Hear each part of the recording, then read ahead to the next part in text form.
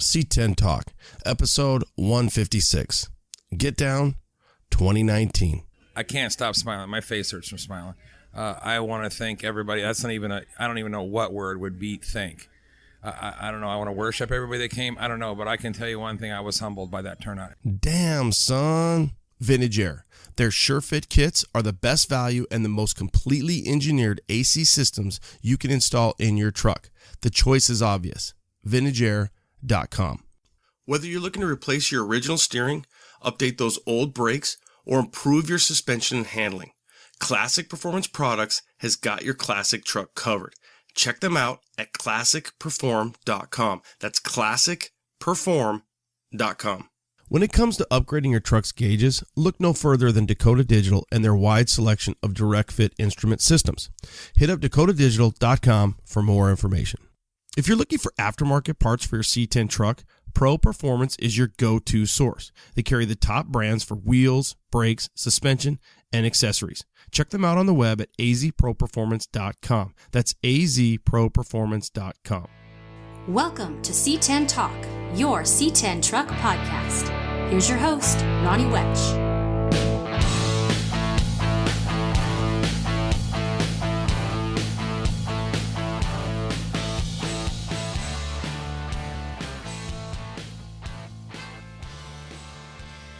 Listen up. What up, C10 Nation?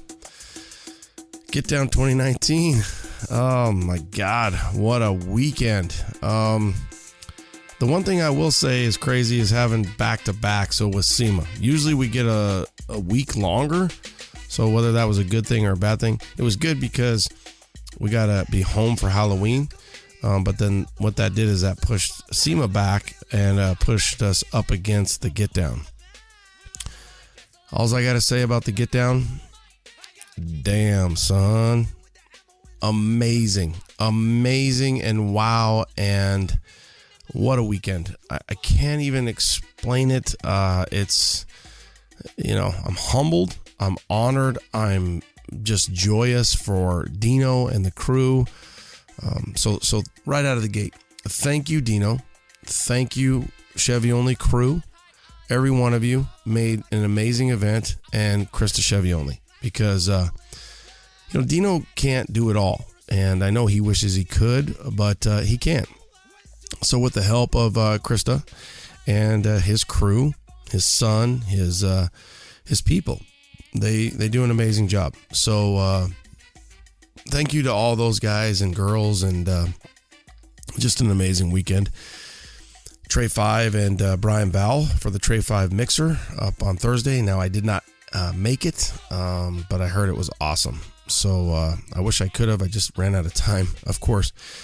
Had some things going on here at the compound. I had some guests, some visitors. Stickle was in, and then some guys rolled by that were from out of state. So thank you for the guys that did roll by. We had a really good time showing them around and just hanging out and drinking a couple cold ones, and met some new guys, and just a good group of people. So namely Ben Dollar and Billy G, Red's Round Eyes, and their crew came out, and then Big Ten Bowman and Kevin, his dad, brought them over, and we had a handful of guys. I mean, literally the shop was full. So that was a good time. The Get Down on Friday was just off the charts. Got my ass up early and got out there. For me, it's about an hour from home, but it's easy, and set up. And by the time I got out there, 7:30, there was a Dutch in the parking lot, so that's kryptonite for me. Went over and got a cold one, or a hot one, I should say, and then set everything up. Got orange slice out of the trailer, set everything up. And before you know it, dude, it was party time. I mean, 9:30, 10 o'clock, people were showing up. The parking lot was getting full. And, the final numbers, the bottom line is it doesn't even matter. It's over 1,500. It is over 1,500. And one of the things that I continued to hear was the quality of the builds is crazy for that number of spectators, vendors, the builds. I mean, the vending area has so many high quality builds in it. It was amazing. And it was like its own little SEMA show. So Friday was amazing. The people, the venue, it went without a tick. I don't think there was any problems. It was a fun time. So Friday night, we partied in throughout the night.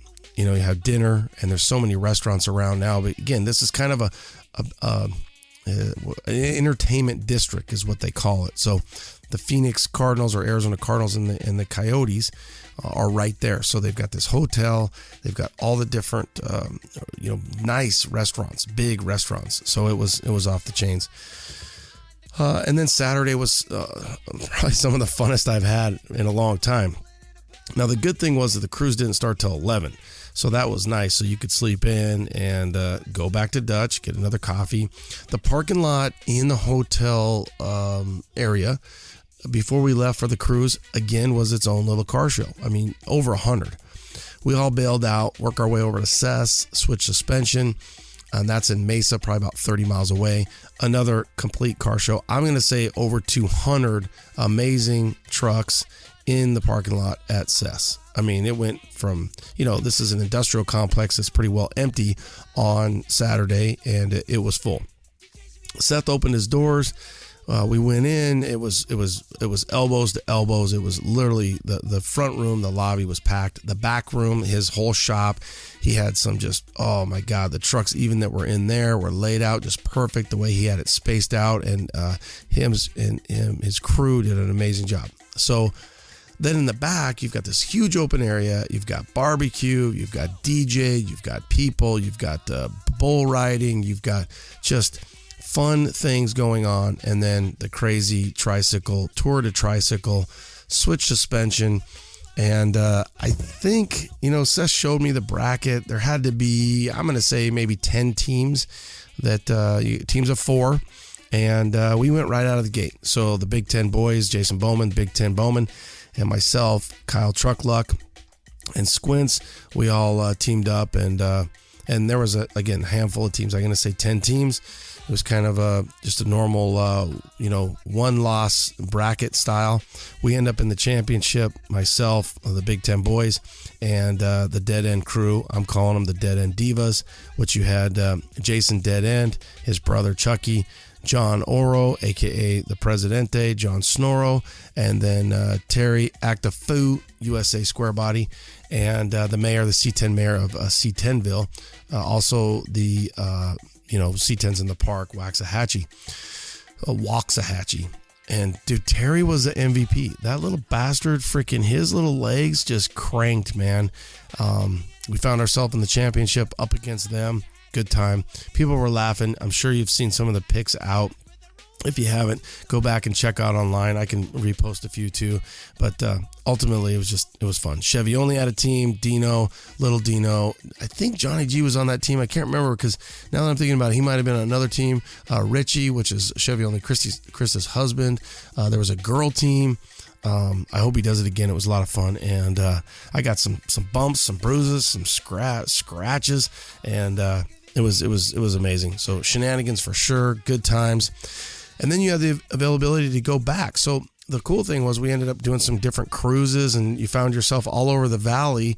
The weather was perfect. The skies were clear, and so guys were doing a lot of rolling shots. They had photographers and videographers, and these guys were grabbing rolling shots. So we got out with Grindr and did some of that. And then I came home, grabbed Mama, and we went back and partied for Saturday night. So they had an after party, and it was good. It was just a great time. Really a fun weekend, and then get up and get home Sunday, which a lot of people at that point, if they hadn't left on Saturday, they left on Sunday. So it sounds like it's going to be a 2-day event next year. I did talk to Seth, and you'll hear it. He might have to do the tour day trike at a different time, or possibly even out there at that venue. So expect to see the Chevy Only Get Down 2020, the 10-year anniversary, as a 2-day cruise, 2-day venue. So 2-day show, I should say. Oh, let's see here. So many people who came out. I hate to even start mentioning people because you'll forget somebody, but right out of the gate, my boy Big Fish himself and Big Larry, they came out from Nebraska. They brought the Suburban. Big Fish has got the 76 Grecian Bronze and Wood, the Big Fish Outfitters. He brought that out, drove it home. And that was really cool. You've got Australia, tons of Australians, Canadians, Canada, East Coast, Pacific Northwest, Todd and Jen, you guys came out, Pittsburgh, Florida, all up and down. Let's see who else. Texas, Colorado, just all over the freaking world. People are coming out, and it just shows you the level of this show and how awesome it is. Love the pod. I don't even know how to express this because it just takes me back. It takes me, it hits home. When I'm doing this pod, I love to give you the message, the word, and let people know. But people come up to me and I don't even know who they are, and they're like, dude, I love the pod. I love what you do. That is fuel, tremendous fuel. That's what motivates me to make sure, I'm out getting these interviews and hustling to get it done. So, thank you to all the people who stopped, who shook a hand, and I was able to shake your hand and talk to you. Maybe it was only a minute or two, but it was an amazing time, and I appreciate the accolades, the thoughts. One guy, he said, man, I listen to you all the time. And his mom was there. And his mom, he said, Mom, this is a guy I listen to the podcast. And she was just hilarious. She's like, I thought he had a boyfriend or something. And I'm like, oh my God, I think we're good. But it was just hilarious to think that, people, they listen. You guys are listening. So thank you for the listening. Thank you for the handshake. Thank you for the praise. And, again, thank you for the just constant, listening and loyalty, and keep coming back for more. So I'll keep delivering. Our booth, everybody's booth, the vending area was off the charts. I saw so many cool booths, so many rad people. There was people from all over. So you get a little taste of everything. You've got Switch, you got AZ Pro, you've got some of the big dogs. You got American Racing, you had Chevy Only, Square Body Syndicate, Dropped, Lowered, C10 Era, C10 Crew, obviously ourselves, and so many different GMC Avenue, so many different vendors, and all in one place, man. So the money was flowing, and that's a cool thing too, to think that this thing started out of the backyard of Dino's house, and now it's a commerce machine. People are building trucks, they're buying parts, they're seeing precision replacement parts, they're seeing AZ Pro, they're seeing Switch, they're interacting with people, and those people are right there in the show. So you want to talk to them, they're there. You come out to the Get Down, you get to run into people, you get to talk to them about your build, what you're planning, and shake a hand and see a person that's behind that company. So that's pretty powerful too, especially if you can't go to SEMA. It's literally like a little mini SEMA-esque, if you will, because those same damn people a week ago are doing the same thing at SEMA. So come on out and be specific to Chevy trucks, C10s. The trash cans, you saw that was hilarious. Switch suspension put on the trash cans, and they look like Ford, the script, and it says trash. So that was a killer idea, Seth. Our booth was popping, just tons of, again, thank you for coming by, stopping by the booth, saying hi. There are some videos already out. I saw some on YouTube specifically for the Get Down. A video that I want you to check out is Ride Tech and I did a video on Orange Slice. So I'm trying to get a little teaser of that, but it's already out on YouTube. So just do YouTube, go to Ride Tech. I'll see if they'll allow, give it to me to put on my channel as well. But it's a Ride Tech YouTube video of Orange Slice, and it's sweet. We went up to the lake and we cut some corners, and you get to kind of see how that truck responds. So that was a lot of fun. I just saw little Halen C10 girl do a cool video. I'm trying to get that from her, and then I can share that on my story just to promote her and what she's doing. The Get Down, for me, a little frustrating, but from this was the frustrating of if I had some frustration with the Get Down, I had somebody that I was going to use to do videos. So we're going to use the videos, and I'm going to extract the audio for the pod, and I have done that. Well, 3 of the 7 videos did not make it, and I've went around and around trying to figure out, but the bottom line is they just didn't get transferred. The SD card got cleared so we could go do more videos, and it just didn't work out. So I was so bummed too, because the videos that I had, the first 3 were Brother JD, who I've already reached out to and got another one, but a video was, it was a killer video. Some dude who rolled in with like a 1978 square body. This thing just screamed 1983.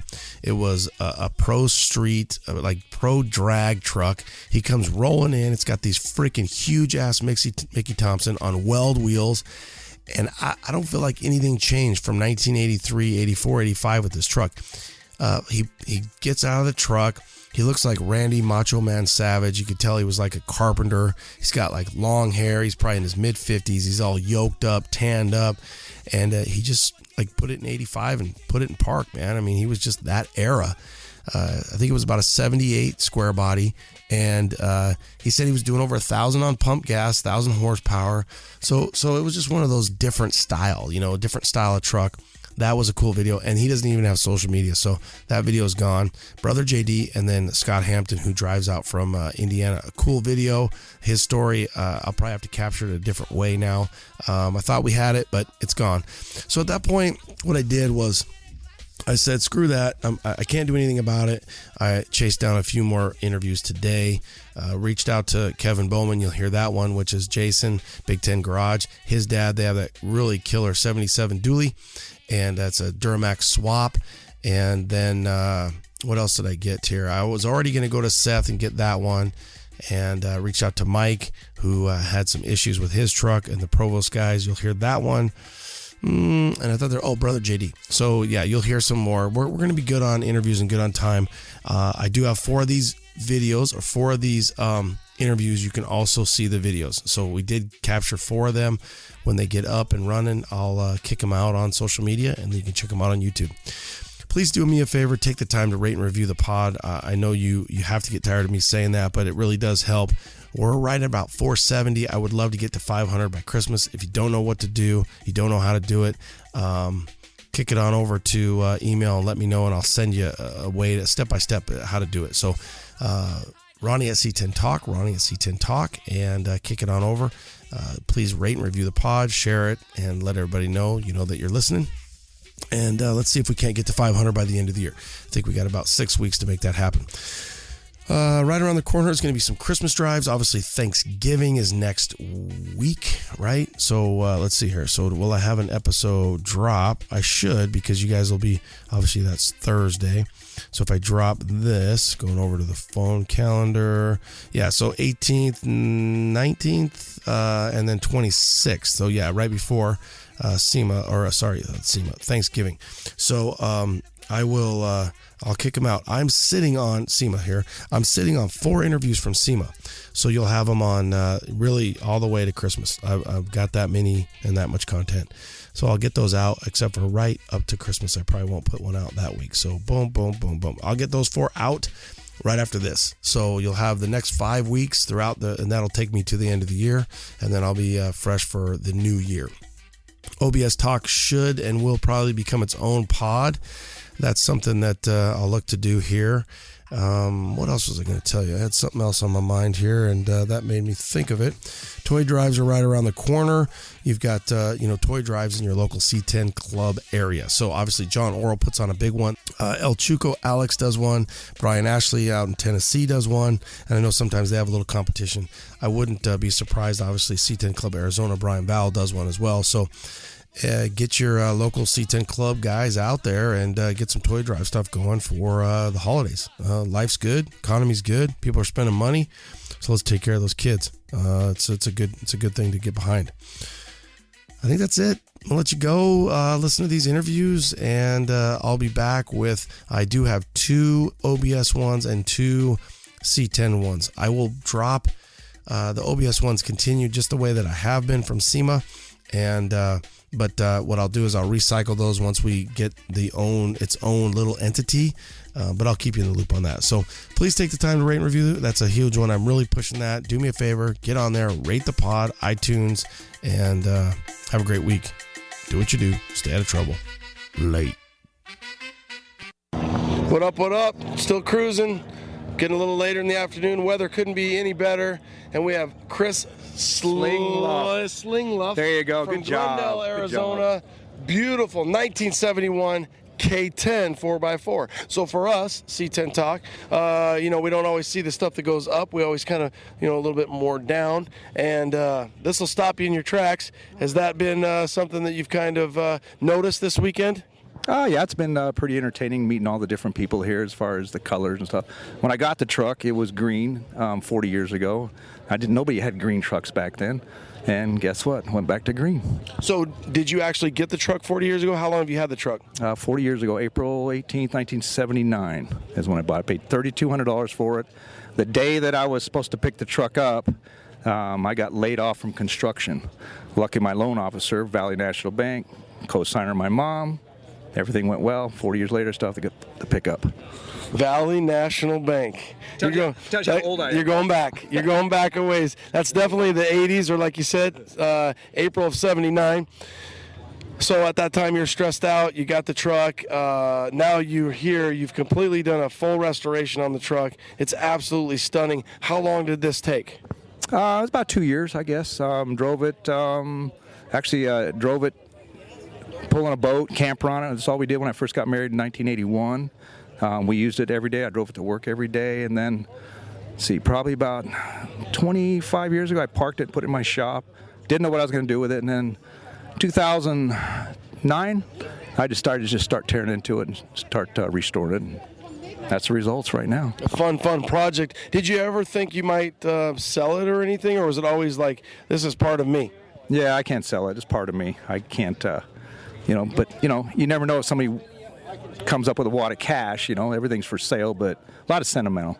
I got my grandson here. He'll probably end up owning it, or, I got some more of them too, so depends on what I get rid of. Is this a one-man show, or is this something that you farmed out with other builders, other friends, paint and body and everything, or did you do a majority of the work yourself? I did all the work, all the paint, body, motor, tranny, interior. The only thing I don't do is a buddy of mine, Jerry, he just left. He does all my transmissions, my neighbor.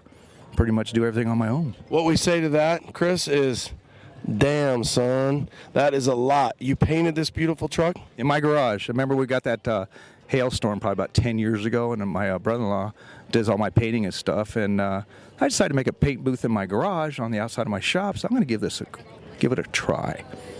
It was great. It took me about 4 months to do it. A little bit of redos, little repunts, little runs, learn things and stuff like that. But actually, it was pretty easy going. There's a blooper. We've got some audio issues in the background. What would you say was the hardest part of this restoration? Getting the panels and everything to fit, color sanding, buffing, and making sure that everything, went smooth and well.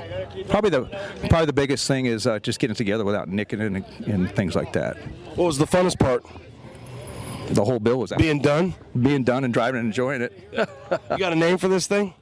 Not really. Just my 71 four-wheel drive. It's like the license plate, 71 4x4. So what do you do with it now? Is it a weekend cruiser? Do you actually take it off-road? Do you and the wife go out on little trips? No, just a cruiser. We go down to a little local car show here in Phoenix, 67th and Bell, about every Saturday night. Just take it out there and then bring it home, dust it off, and cover it back up and take it out the next weekend. Well, we're glad you took it out this weekend. We're glad that we get to see it. I love the bucket interiors. It's got the bucket seats. It's got a 350. Big old, what kind of gearing are we looking at? You got like 373s in there? Setting on, a set of 35s, BFGs. But yeah. The cruise down the freeway were really nice. Old school class. I mean, you think about the 35s, the wheels, the color, 15-inch wheels. No 20s. 15s all the way around on this thing. Ultimately, to kind of take out in closing, what's the response been when you bring it out to this show or other shows and people see it?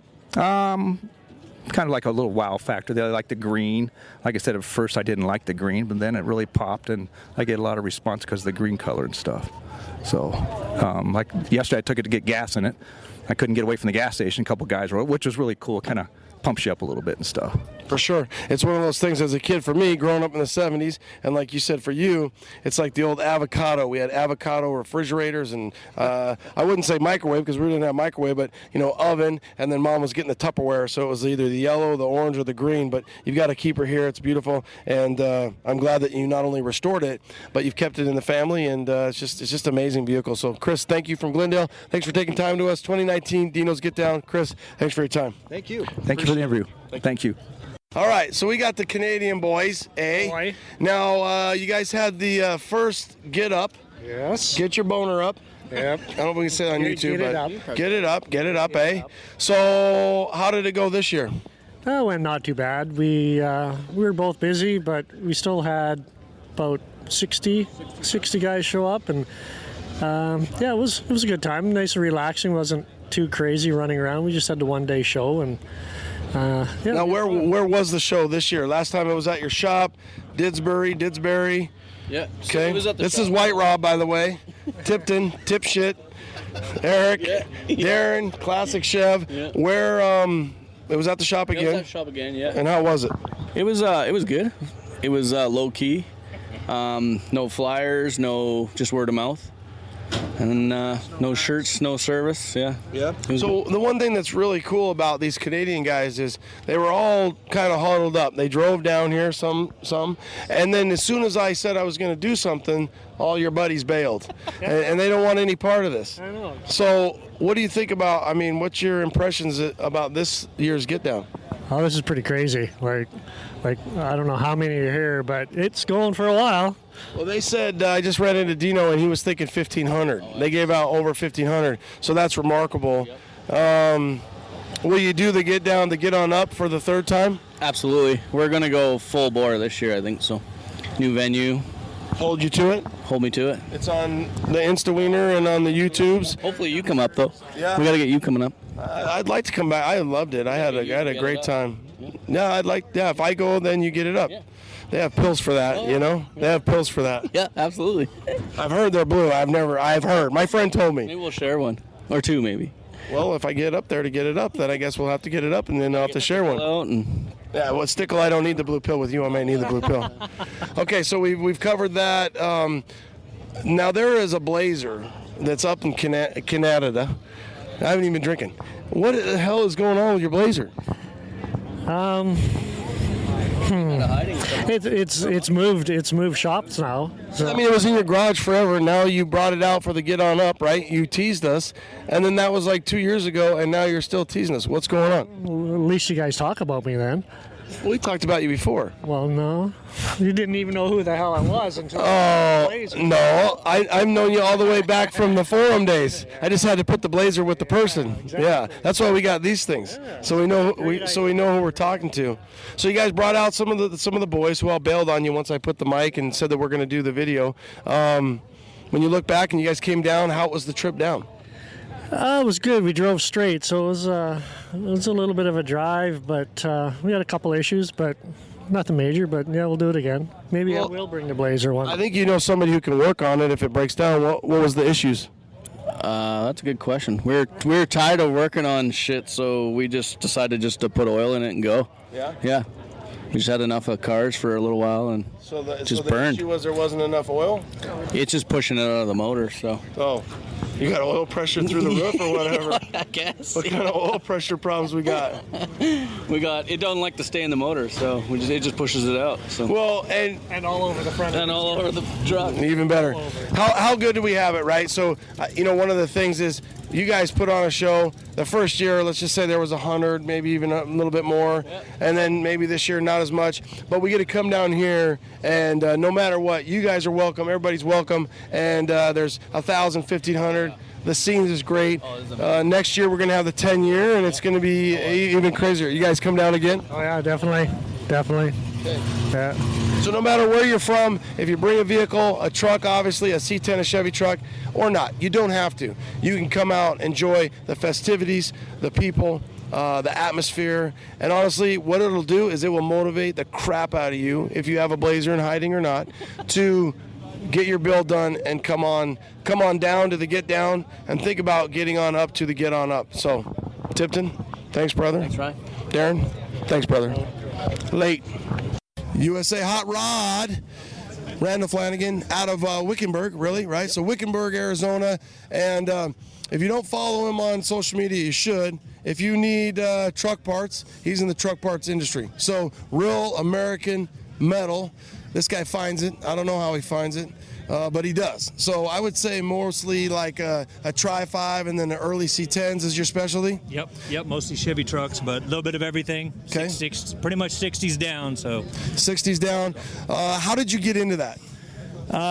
Just been doing it since I was a kid, been going to swap meets and stuff like that, been buying cars, selling cars, trading, whatever, so. Hustling, basically hustling, yeah. What's the hardest part about being a car part, truck part, Chevy truck part hustler? Finding the parts. That's pretty much the hardest thing. You get people, a lot of times, we're to the point now where do people contact you now? So you're not having to do quite as much hustle. All of a sudden you get a phone call, somebody's like, hey, I've got some old parts here, you want to come take a look? Yeah, I get that all the time. My phone's about like a hotline in a wrecking yard. So my phone goes off all the time. People want parts. It's a full-time business. Picking parts up, selling parts, whatever. So not only does he pick them up and sell them, but he builds them too. So you got a 1961. Yep, 61 Apache 10. Pretty much built the truck from the ground up myself. This truck started life as a Tonopah fire truck. So the cab came off of a big, like a 1.5 ton truck. Then did a lot of modifications to it and just put it to where it's at. Did all the paint and everything on it. So. Well, you've done a really good job too from a social perspective. Sometimes you'll post it up and this color with the truck and the stance, it'll be just like isolated. And you'll see a truck and you'll see your truck and it's just like, boom, there it is. So it was a Tonopah fire truck. For the audience, Tonopah couldn't be more of a smaller little rinky-dink town outside of Nowhereville. Yep. So you found this thing. Talk about like putting it back together. Was the sheet metal in good shape? Why did you choose this color? So many little things, drivetrain, everything that you did to this truck. Well, basically, I just took a frame. I was able to come up with a short bed frame. The cab off of that fire truck was in great shape, except for all the freaking holes and stuff in the dash where they put a CB radio, and there's a hole, of course, where the sirens were and all that shit, but I fixed all that.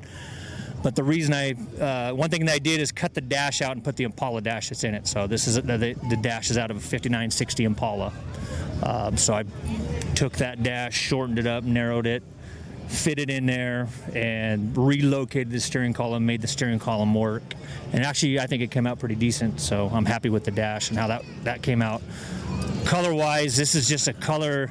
I have some friends here at the paint shop and at the paint distribution place, and they mix the color. It's a one-off color. We wanted something that was close to the early, the C10 greenish turquoise color.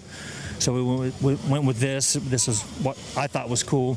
And I wanted this truck to have like an old show truck look to it, like a show truck from back in the day. I like old school hot rods. That's what I'm into. So that's the vibe that this truck, I hope, puts out. I think that's probably why it's so successful too, because it's not your run-of-the-mill truck and or C10. And not only that, but the color. So the color would be seafoam. You've added a different minty hue to it. And then not only the little small block that you have in there, it's perfect. Your valve covers. What's this little mirror thing in the middle? That's always kind of cool. I see that thing. Just an early traffic viewer. So basically you can look through that mirror and you see the traffic light straight ahead. You see that in a lot of chop cars, stuff like that. It's just an early accessory. It's a guide accessory, so it's just something a little different. And I'm sure you get a lot of compliments on it, but it kind of has that, and I don't really even know how I would classify it, but what would you say, like Hispanic culture, lowrider, kind of that era or that style? You've followed that style with this truck. It's kind of in between, because I get a lot of C10 guys that like this truck, and then I get a lot of the lowrider guys like this truck, so it's kind of it gets the from both best of both worlds, I guess you'd say. So do you think that's what you were trying to accomplish? Yeah, I actually was. I mean, I like the sled style. Yeah. So the sled style was one thing I was really. Do you have a name for this? Shenanigans is the name of the truck. So, but why? I don't know. That's just the name that stuck. I don't know. Yeah. Well, it's full of shenanigans. It's full of beauty, too. Now, take us over here. You got this 1959. 55. Oh, 55. Yep. What's the story on this one? This one was another ground up. This is a 55 short bed. I always wanted one with a fleet bed, so I put a fleet bed on this one. what else? Because they were all steppers, right? Yeah, and 55. Did they make a cameo? When did a cameo? Yeah, you could have got a 55 cameo, but this is just a fleet, regular fleet. I couldn't come up with a cameo bed, so I said, well, we'll just go to the fleet bed. So, but this is a 58, 59 bed on this truck. And I wanted the old school look, the old Stromberg carburetors, the whole shot. It's, I like the skirted look, the sled look, and that's kind of where this follows. And the white walls, both trucks, the white walls are what I like. Yeah, you have you could almost tell your style too. So you really are combining and blending that. I mean, you've got killer paint, you've got your stance, and then your wheel and tire selection with that old school mini, I guess, lowrider influence on the interior. So you really have a good style, Randall. What is this thing called? This one actually don't have a name. No name truck. No name truck. The Fleet Sider. Never got named. Yeah, the Fleet Sider. Yeah. I don't know. Never got named.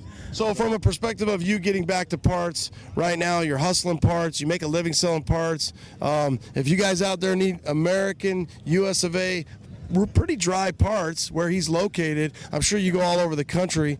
You can hit him up. And your Instagram it's just USA Hot Rod, right? USA_Hot Rod. Yep. And you can just hit me up with a direct message, and if there's something you need or what, we can go from there. But I get all kind of parts, so from Cadillac to C10 to Nash to whatever. So whatever you're building, if it's, older one. Well, especially if you've got a specific request, what's next? As far as anything you would like to build.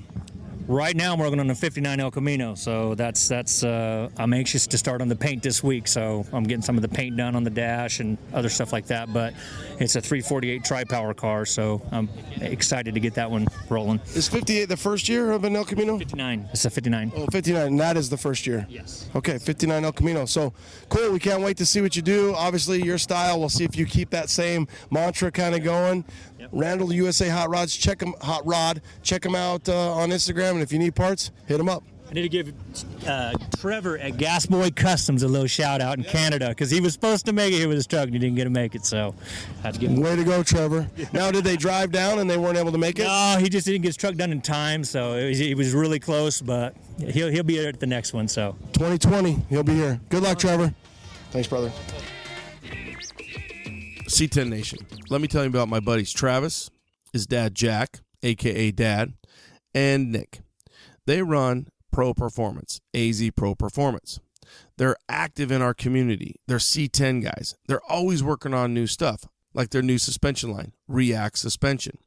They're master dealers for AccuAir, Dakota Digital, Bear, Boyd Welding, Vintage Air, and many more. They're C10 specialists and stock many fast-moving products backed by their stellar customer service. Not only do they sell C10 parts, but they live and breathe C10s and are very active in our community. Like I said, look for them at your next truck show. Nick might be there if they let him out, but usually Travis and his dad, Jack, and they want to talk to you and help you out with your C10 project. Follow them on Instagram, Facebook, and you can also check out their Facebook group called C10 Addiction. So check them out and let them know that I sent you. Hey guys, I've got Kathy White, Classic Performance Products, CPP on the line. Kathy, how's it going? Hey Ronnie, what's up? What's up? What's new? We've got a ton of things for the C10 community. First things first, our 2.5-inch Extreme X10 drop spindle. So we've upgraded the current modular spindle to modern technology. This new X10 spindle is a one-piece forged, but it utilizes strong, modern, bolt-in, internally sealed bearing hub assembly. So it's low maintenance, it doesn't move the wheels out, and you can use big brakes from us or any aftermarket big brakes out there in the market. That's awesome. What else is new? So we have actually gone back and redesigned our aluminum fuel tanks. As you know, our fuel tanks are the thickest, strongest, and largest capacity in the industry. But now you can actually use the same tank for either a carbureted or a fuel injection application. 63 to 72, it's 20 gallons, and for 73 and newer, 22-gallon capacity. How about that coilover kit? You guys must be killing it with that thing. That is such a great kit. It's fully bolt-on. It's easy to install. Strongest tubular arms in the market, available with either upper and lower or just the lowers or just a coilover kit by themselves. all the mounting brackets that you need, and it also comes with dual adjustable coilover shocks. So it's really responsive. It's up to you however you want to tune the compression or the rebound. It's perfect if you're just cruising on the streets, and it's proven on the track.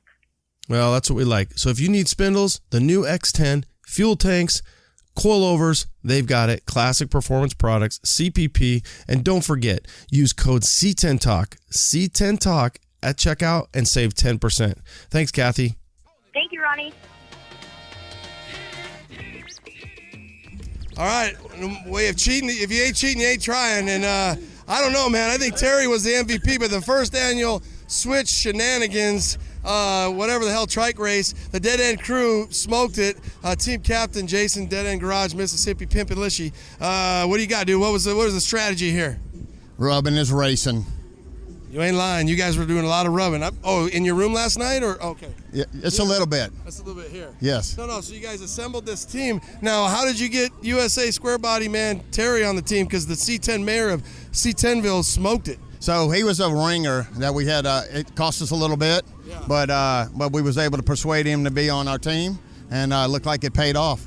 So let's take it on over to Terry. Your revolution per cycle was like Lance Armstrong-esque. How in the hell do you ride that pedal bike so fast? You smoked us. The Big Ten boys, which was our team, Bowman, myself, Squints, and Kyle, Truck Luck, we had a good lead, and then you came in and took it over. Yeah, I'd just like to thank my sponsors, C10 Talk, Square Body USA, Dead End Garage, and obviously C10 Club, Without those guys, this just wouldn't have been possible.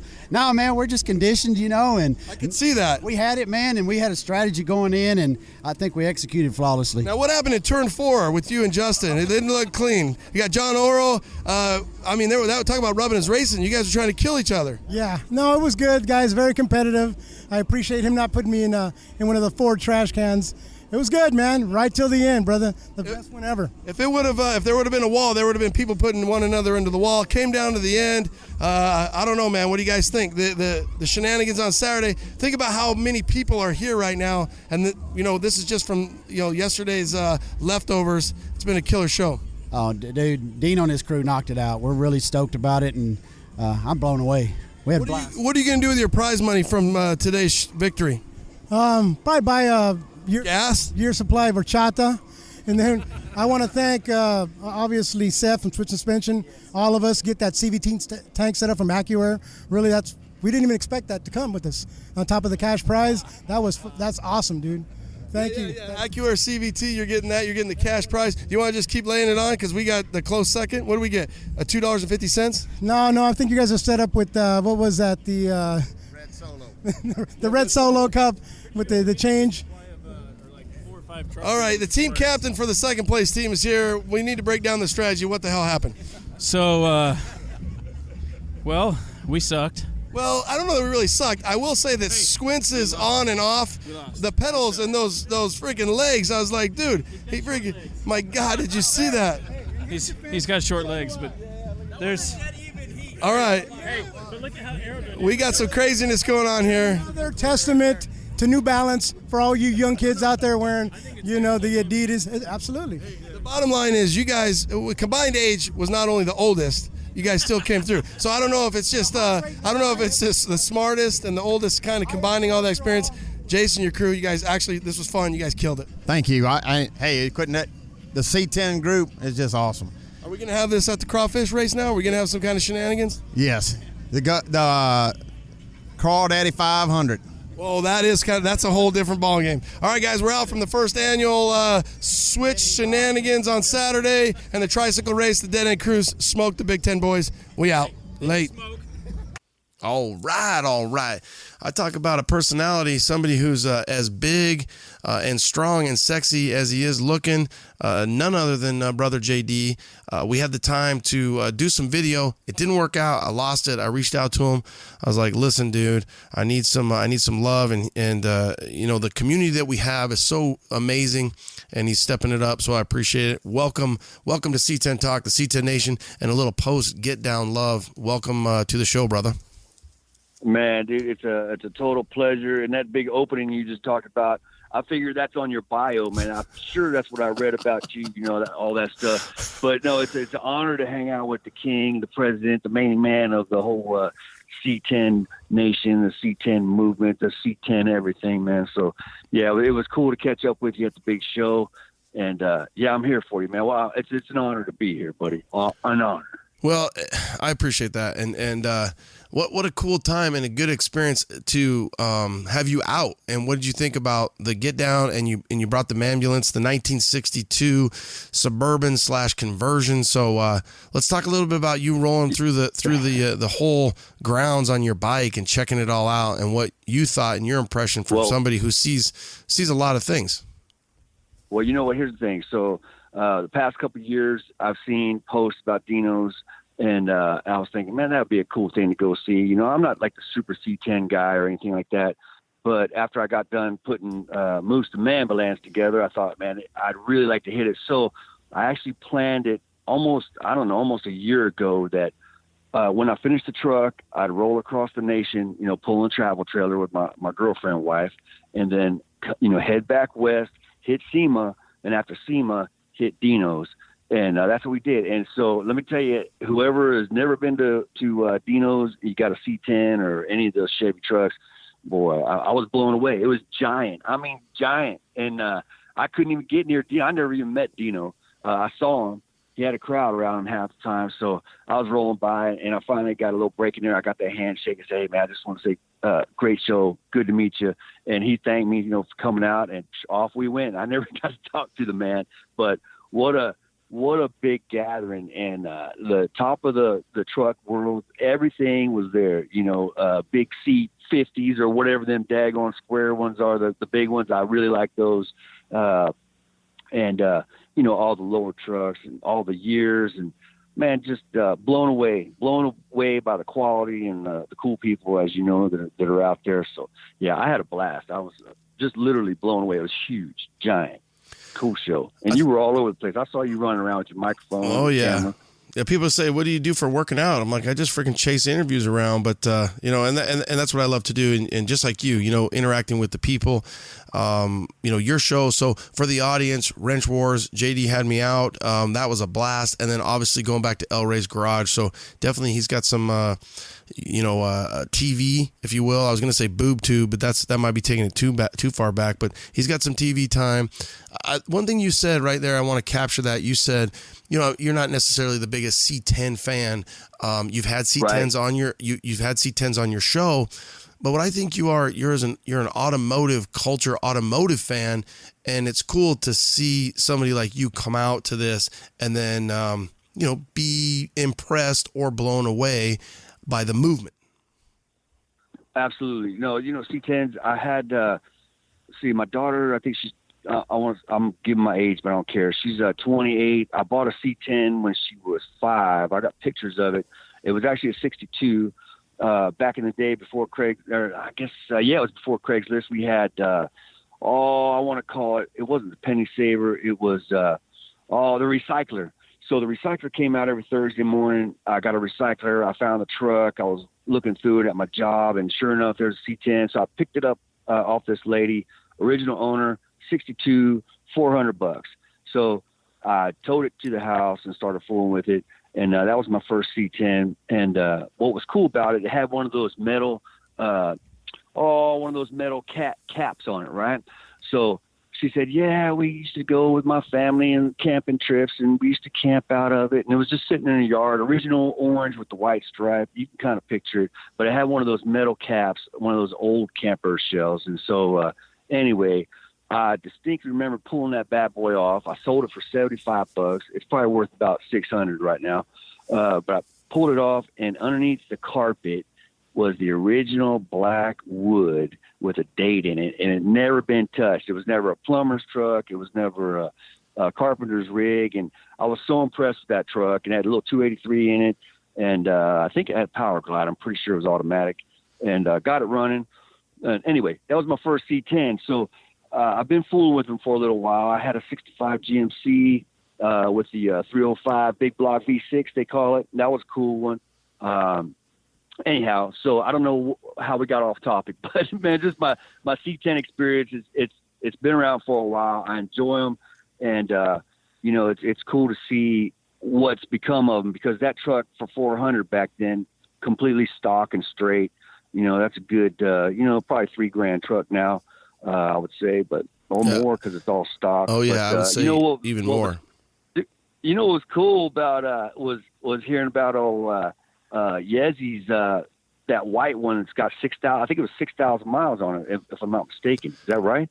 He has the one that has like even less. So he has a couple of them that are completely low miles, and then he has the white one that he's using, I believe, for kind of his work truck that he's putting some miles back on it. So that lineage and those low miles, and you're like, how the hell does that happen? Yeah, that whole scene about those low mileage trucks them boys are finding is kind of magical to me. It's like it's cool how this whole scene has kind of spread out into different areas. I mean, you've got these old bucket trucks with rust in them and bad floors, and then you got these ones that hardly have any miles on them. Like Sam's got one, I think, or he had one, and those original trucks you guys love. It's pretty amazing, man, that they're still out there. It really is cool to see them, and like that brown one with the camper on it, that you brought back from SEMA. What a build, what a beauty. And so it's just cool to see all that stuff. I really enjoy all of it. What a blast. Well, and speaking of really cool, just rad ass stuff is the 62, the Moose, the Mambulance. So let's talk about that thing. Oh, yeah. Let the audience in on a little bit of the character of this build and really how much it matches who the owner is currently.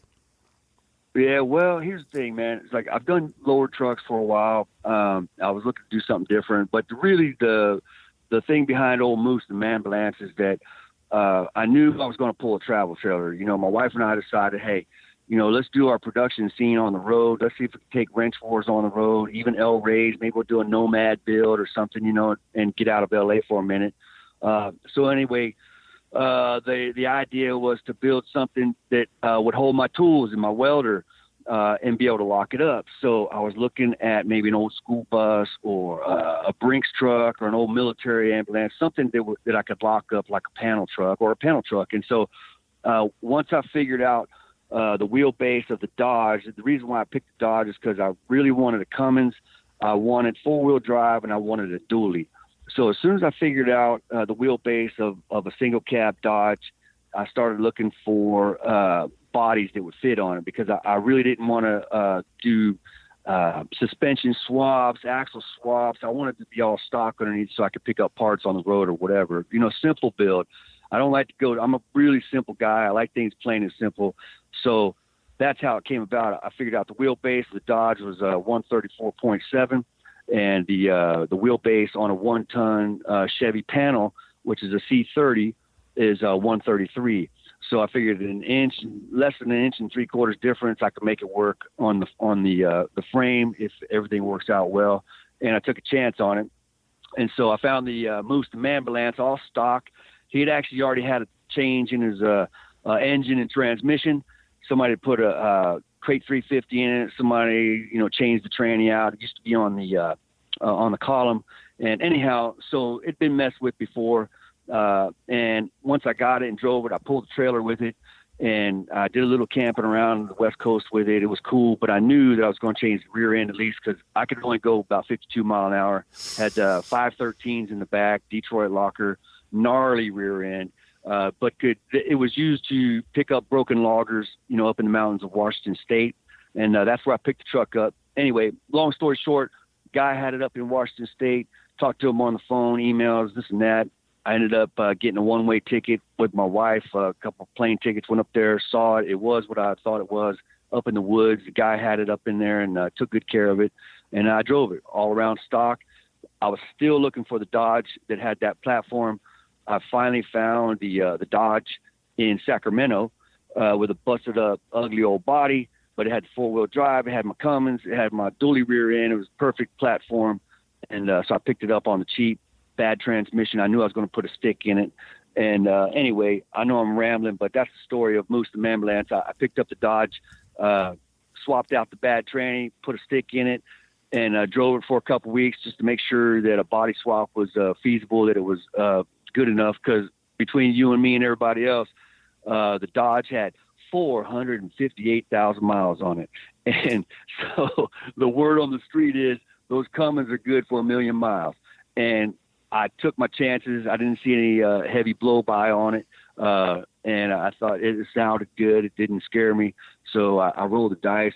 And sure enough, man, we did the body swap right there in Northern California at a buddy's place. It's all up on YouTube if you go check it out. If anybody wants to see it, it's El Ray's Garage on YouTube. The whole body swap and the tranny swap, all that stuff's up there because I get ideas from YouTube, and I know guys are out there that are attempting stuff like that.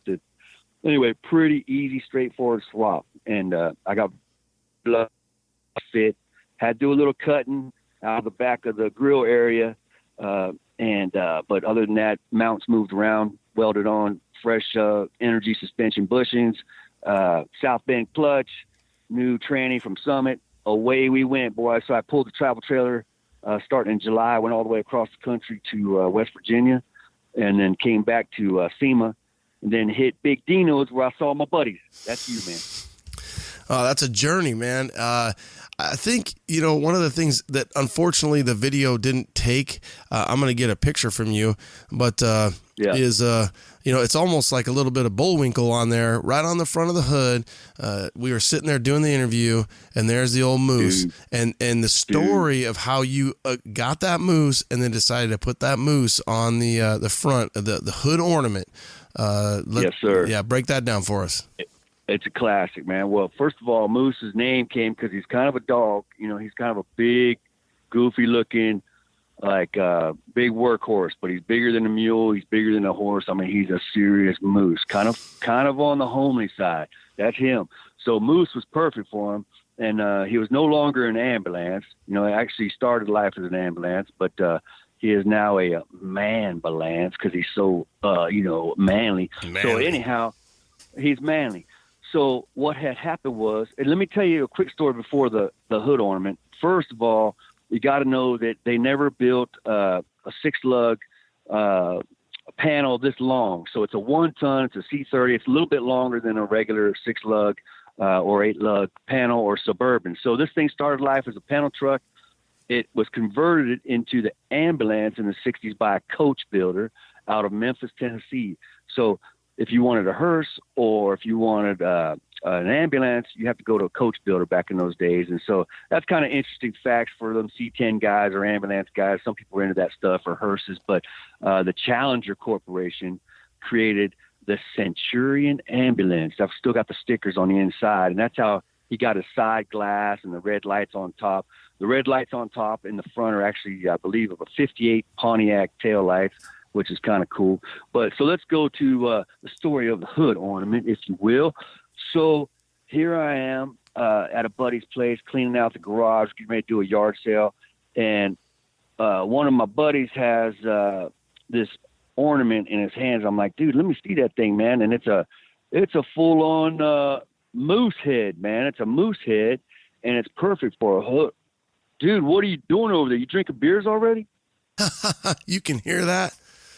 You're not supposed to be able to. You're not supposed to be able to. You're not supposed to be able to hear that, dude. All your your listeners too. They're gonna be like, "Dang, man, homeboy's popping some Coca-Colas or dude, some." I just had a little mix on this thing. It's like a sports drink, and it's making me burp like a son of a bitch. So much for pushing mute on my freaking control panel. Hey, that's dude, all right. You've been popping in my ear like about 4 times. Like, dude, this guy's funky. I hit mute. Apparently that mute. I think mute is mute. Yeah, I don't know. There must be. Speaking of blow by and the P pump, I think the 12 valve Cummins is my mixer board is not muting because I got a little. I'm like belching like crazy. I wish it was cool, I wish it was beer. That's what makes the podcast so real. See, now I could just mix it up. It's all good. So back to Moose, the ambulance, the hood on. But tell the audience that was in the throwaway pile. That was one of the things. This thing's in the throwaway pile. Well, your buddy finds it. Yeah, he's got it in his hand. I'm like, man, dude, I gotta have that for a hood ornament. He's like, yeah, man, take it. So I took it, and when I finished the build, the body swap, that was like the last thing I put on. I put it on the front, and it's kind of weird in its shape. It's not symmetrical. It's kind of like the old Mack truck Bulldog. If you look at it, that old Bulldog, and you probably already know this, but to listeners, another cool piece of info. if you look at the old Mack truck Bulldog on the hood ornament, he's not symmetrical. And the reason why is because the original one was carved out of a bar of soap. I thought that was a cool little tidbit. So anyway, this moose hood ornament, I put him on there, and everything's happy-go-lucky. It's cool. Another buddy comes by and he goes, dude, you know that's a bottle opener. And I said, no, it's not. He said, yes, sir. He said, check it out, man. And right under Moose's front lip, you can crack a bottle open on him, man. It's amazing. I couldn't believe it. I said, man, that's the coolest thing I've seen in years. So there you go, man. So you can that's drink Moose, a beer and then Mammalant's hood. And then belch all you want. Yeah. So, and the cool thing is the Dodge Ram and the Right. Bulldog from the Mack, guess what they aren't? They're not rad-ass bottle openers, but the Moose is. No, they are not. I don't think you'll find another. No, sir. And here's an interesting fact for your listening audience is that if you do crack a bottle on Moose, I will challenge you for him not to spit on your arm every single time. That's right. I'm going to take that challenge now. Dude, you will not open a bottle clean on Moose's upper lip. He's like, nah, I'm spitting all over you just because that's what I do. And that's what he does, man. He's gnarly. He's gnarly. He wants to let you know. He's like, I want to share some of this beer. Yeah, he's not playing any games, man. He's like, if you want to open it, be prepared, man, because we don't go easy around here. That's what he says. So anyway, there you go, man. So what's next for Brother JD? What do we got coming up in 2020 around the corner, my brother? Man, that's a great question. You know, I'm heading back to L.A., I think December. I've been away for a year. I haven't seen the shop. I haven't seen my house. I'm going to go back there and assess the situation. You know, I pay rent there on that property where I keep the shop. And I'm thinking, man, maybe I'm looking at a different state. Maybe I'm looking at Arizona. Maybe I'm looking at Nebraska. You know, I'm not sure. I've got a couple, I only have a couple builds left over there. I got a 49 Chevy that I did an electric motor conversion. And that thing, I started that 3 years ago. It's very close. I just got involved in other people's stuff, my own stuff. I wouldn't mind finishing that one, my 49. I call it the E-Rod. Mm-hmm. That one's up there on YouTube too. And even that technology is kind of old. You know, I like things a little scrappy, a little dangerous looking, and that one is surely that way. If I don't get fried, that might be a cool one. I've got my GMC. I've got a 91 GMC sitting over there, 4x4 short bed that I don't know if I'm going to sell, keep. I don't know. I've had that a bunch of years. And then I'm pretty well free. I don't know if I'm going to rent out the house and hit the road again. I know I want to stay out on the road. This being out on the road has been a blast, and I recommend it to anybody. If you get a chance to grab a travel trailer and your girlfriend and hit the road, you know, with, you know, kids out of the house and stuff like that. A lot of us aren't quite there yet, but I made it, and what a blast it's been. So I think I want to build somewhere else. I wouldn't mind building somewhere where I've got some space, you know. I met a bunch of builders out there across the states, and, you know, when I see their backyard shops that are big and they've got the equipment back there and they've got land where they've got projects hanging out, I'm like, man, LA, I like LA. I've had a blast there. It's been a great run. I've been there for 20 some years in the same house. I've been there since the 80s out in Venice, and I dig it, but man, that space is kind of cool. So anyway, that's what I'm thinking at the present time. When I go back there, maybe I'll say, nope, this is the spot. I'm here for good. So that's what's up. Build wise, I don't know what's coming up next. I really don't. I'll tell you what, lately I've been thinking about going kind of 18-wheeler style, 50 style cab to pull a fifth wheel. So I'm thinking 50 style cab with a kind of a sleeper behind it to hold my tools, my welder and whatnot, the jacks and stuff, and fifth wheel. So there's my latest. That's my latest thoughts, my brother. How about you, man? What's the latest on you? What do you? I saw Orange Slice. What a beauty! What a beauty! What's next for you, my man? Dude, that's a great question as well. I mean, I like how you turn it around. That's a classic. That's going back to Wrench Wars, El Rey's Garage. I got stuff all over, cruising, shaking, moving. I got too many projects right here, right now. The tow truck. I know the tow truck too. The tow truck is kicking my butt, man. That might be a El Rey's Garage. You should just come here and we'll team up on it, because right now, Frito-Lay. I did get the chopping block chassis. I've got the 95 12 valve with, P pump. NV 4500, and I've got the truck. So really, I just need the wheels, and then just everything else that goes in between. I just have lost a lot of passion for that. I went into Orange Slice, I built it, I worked my butt off, I got Orange Slice done. Now I'm looking at 2020. I've got 2 objectives for 2020. That's 1, finish my truck, my son's 1966. So we're going to dive into that here in the next few weeks to get that to where it needs to be. But the problem with that truck is you've got a young man who dad doesn't want to hand over everything. So it's a balance between you go work and make money and come back home and spend some of that money on your truck, because then you probably won't want to beat the shit out of your truck quite as much as you would if dad handed you all the stuff. So there's a balance there. That part of it, that part of the world. And then my goal, again, back to my son, he'll graduate in, hopefully in May. And my goal is to take him on Power Tour in 2020, which will be in June. I just don't know what we would drive. So I have a couple other projects that I could get done. I do not think that I could get the tow truck done in time without absolutely killing myself. So, so that's it. I mean, tons of good stuff. The pod's doing great. We've got OBS Talk out. OBS Talk, 88 to 98. That was, I've been doing segments within, and now I believe post SEMA that I will separate that and put OBS Talk out on its own little island and let it grow and do what it does. And just like you, the interaction with the people and the community is what it's all about, and bringing people together and helping people and getting to know people is why we do what we do. It's a fun thing for me.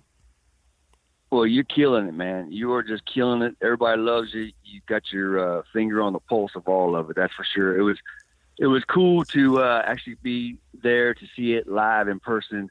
The scene. I mean, I want to say right there at Dino's was kind of a heartbeat of the whole, Chevy, the C10 movement, all that stuff. So it was cool to witness it. I'll tell you that. Amazing. You guys do a great job. Yeah. If somebody took us all out, there's 25, people there, and then all the people. If you took out the Git Down, there wouldn't be much left of what's going on. But the cool thing is little cells are popping up all over. Back east, they don't quite have, so they come out, they entertain it, they see what's going on, and they take it back home. And there's really nothing can be cooler when you think about that. When somebody comes up to you and says, hey, I love listening to the pod, I love talking to you, and love what you do, keep doing it. And then when they take that passion and they see the passion from all the guys out in the West Coast, Phoenix, LA, all over where, even Texas, and they take that passion, they take it back home. They spread the cells, they infect their friends, their other passionate truck builder friends back east, North Carolina, Georgia, Alabama, Florida, up and down, Pittsburgh. They're all making it happen. And there was people from Australia that came out. There's people from Canada, people from all over the world come out to that Get Down. So it's remarkable. It is totally remarkable, buddy. Hey, so let me ask you. So you've got NV 4500 and a 95 12 valve over. How many miles on the 12 valve? Well, they're together. They came out of a 95. I bought the motor before it was pulled out, and it's right at 300. I've got pictures of the odometer, obviously, and 300,000. And I had a 96 that I dailied from 1999 to 2006. And I sold that thing with 150. I bought it at 45,000 miles on it. And I drove it up until about 06, 07. And then I picked up my Duramax. So, I love the Cummins. I didn't like the automatic that was behind it. And so that's why I went with the 5-speed on this. And plus I wanted to shift those gears, especially with the tow truck. And I wanted to have stacks come out, and I wanted to roll coal. Yeah, boy. Yeah. And you get the, nothing. I got that down because my wife got tired of listening to that for 7 years as I was rolling around in a 96, 2500. I mean, those things will run forever. Just like you said, there's guys that have well over 1 million miles on them if they have small issues, but especially with the 5-speed. The 5-speed is the killer because you're bang for your buck on that 5-speed. You can't go wrong. Man, I tell you, I just did like a lot of listeners, you do your research, and what I came up with was this combo, and I couldn't be happier. I mean, I just did 6,500 miles, from July all the way across the country and back, pulling 5,000-6,000 pounds. I guess this thing weighs, and over mountain passes and here and there, and man, not a whimper. Very, very thankful. So anyway, I'm always curious about that combo. Well, I never had one before. And man. you got a dually. How much? What was your? What do you think your MPG was? I've been calculating the best I've done pulling the trailer is about 13. Usually I'm getting 10 or 11, on a daily. I could probably do better. I haven't tweaked that motor at all. I left it stock. Nobody's been in there with the Governor Springs, the AFC housing, where you can mess around in there. It looks like it's never been touched. And it runs so good and not over revving and crazy. I just wanted reliability, and so I left it alone. I said, you know what? If it's not broke, I'm not going to go fixing it. So so far so good. One day I might fool with it, but it just purrs. So I'm going to leave it alone and keep on rolling. I'll tell you what else I got on there that I love is the Mickey Thompson tires. I've got some Mickey Thompsons on there that I picked up in Ohio. And man, what a difference. Just having nice treads on there that look good. I went as big as I could on stock wheels. And it's really a basic build, nothing crazy, nothing out of the ordinary. It's just been great, man. I just really thrilled with it. I'll definitely do another Cummins. I haven't had a Duramax. I don't know if I stated it earlier, but this truck's got no computers in it, not one. Saw a lot of LS swaps over there, a lot of O2 sensors here and there, mass airflow sensors, this and that. Man, this thing is pure mechanical, 4-inch straight pipe all the way out.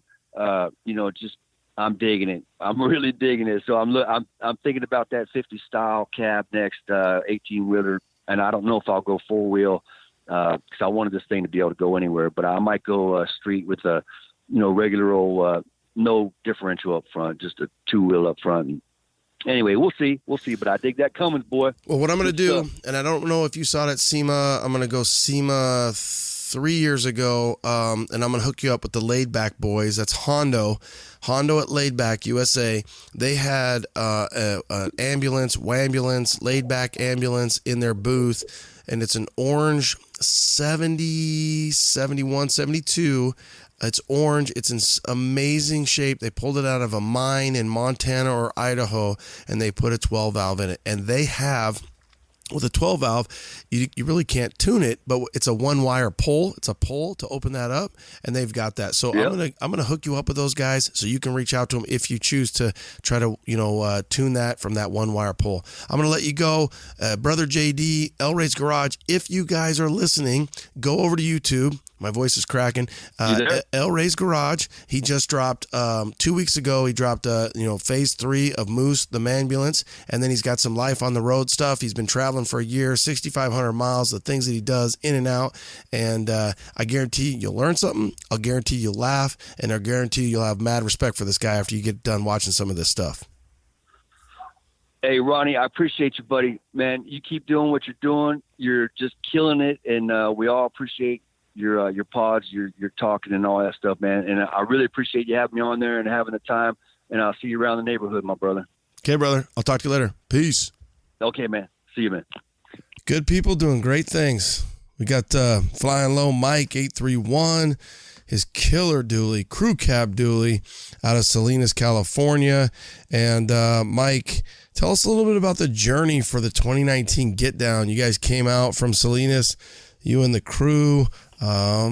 Good times, great weekend, but word got around pretty quick that maybe getting out was not the easiest, but getting home was maybe even a little harder. So welcome to C10 Talk and the podcast, and let's share the story with the world.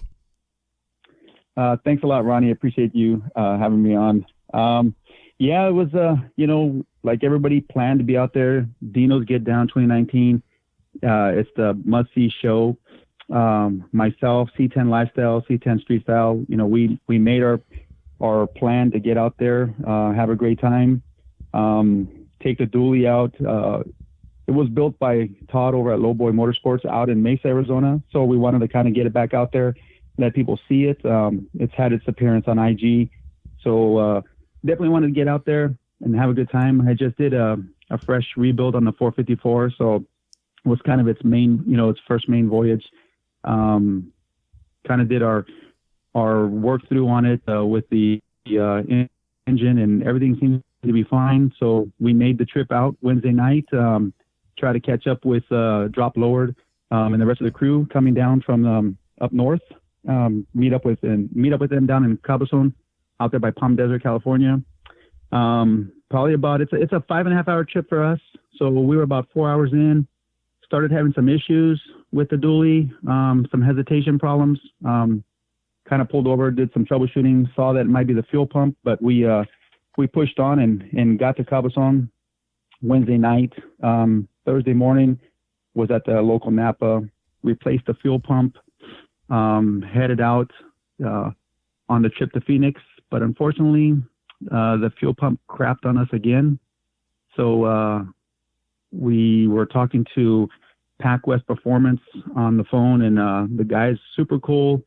They were probably about 30 minutes ahead of us, and they swung back around to pick up a fuel pump and bring it out to us. Swapped it out. Let's see. Got back on the road, started having issues again, pulled over again, tried to do some more troubleshooting. Just decided to just limp it into Dino's. We thought maybe we needed a carburetor at that point. So just limp it in. We'll get a carburetor on Friday and swap it out at the show. We were thinking about doing a live IG to the carburetor. So got a carburetor, started to swap it out. There again, the guys from PacWest Performance, Jared, I believe his last name is Raleigh, and Bailey Bell. They had came out to give me a hand again. Super wonderful guys. A couple other guys, Scott Watson and Matt Domingo, came out and gave us a hand. We swapped the carburetor out. Couldn't really do anything because we were there at Dino's show, but we waited till after the whole Get Down was over that evening, and we took it for a quick drive. More power, everything seemed to be running really great, so we thought it's fixed. Went out Friday night to kind of celebrate the whole, the end of Dino's for the evening, and Saturday morning. I just lost you. I lost you at Friday. I lost you at Friday night, which is fine. That we lost you there. That's a good break. Let's go back. So you you thought it was a fuel pump. You got a new fuel pump. You put it in. You still had some problems. Do you think that it was the carburetor the whole time and it wasn't the fuel pump, or do you think it was a combination of things? Well, so we thought a few things. We thought fuel pump initially.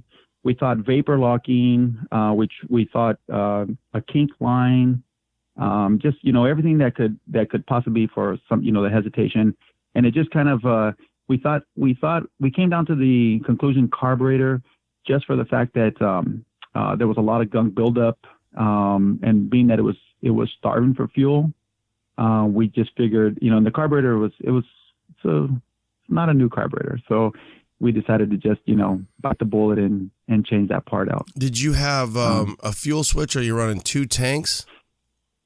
I have two tanks. So we even thought with vapor locking, we took the gas caps off, try to run it that way. Do you have a return line on that then? Is it a return line carburetor with a return line fuel pump? Just because on those 454s, and believe me, I learned the hard way too with Yellowstone, they have a return fuel pump, and that's where it kind of came from, was the return line will help with the vapor locking. So I would have just taken it back to Todd and said, listen, son of a bitch, I want a full warranty, rebuild this thing. And I know exactly what he would have said is suck it. But just joking. Now let's go back a little bit to Friday night. So my interaction with these guys, and we're not going to get too in details, but we all had some Vegemite. So you guys were feeling very spirited. I'm going to say 1, maybe 2 a.m. The guys came out, C10 Street Style. I don't remember if I saw Brian, but C10 Lifestyle Brian, I think he might have been off to the back or something, but we found the Aussies. And what a ripping, raging, crazy, big fish drinking, Vegemite eating, just, are you kidding me? You can't even make that shit up from high school. That was just parking lot shenanigans. And then I think I mentioned something to one of the Aussies, And, you know, what I think happened was we were talking about, do you drink Foster's? And they said no. And then we said, well, do you eat Vegemite? And they're like, not only yes, but fuck yes. And then one of them proceeds to go to his room and come down with the freaking jar of Vegemite that it wasn't like he bought it here. It was definitely Australian Vegemite that he had. And for the audience, it's horrible. It's absolutely horrible. It tastes like salty, burnt wood, dirt. Yeah. And Mike, I don't think those were my exact words. Well, those weren't yours, but I won't even say that, you know, what you said. I mean, that it tasted like dick. And I was like, Mike, how do you know what that tastes like? So we had some laughs, but it was horrible. We had a good time and you guys were riding high. So that's really what it's all about. Saturday, go from there, because that's kind of where we lost you on the pod there. So go from Saturday or finish out Friday night. I don't care. It was a fun night either way. You disappeared though. I think you did disappear. I disappeared. Yeah. Yeah. I was like, I disappeared. is it Carlos from Street Style? Is that his name?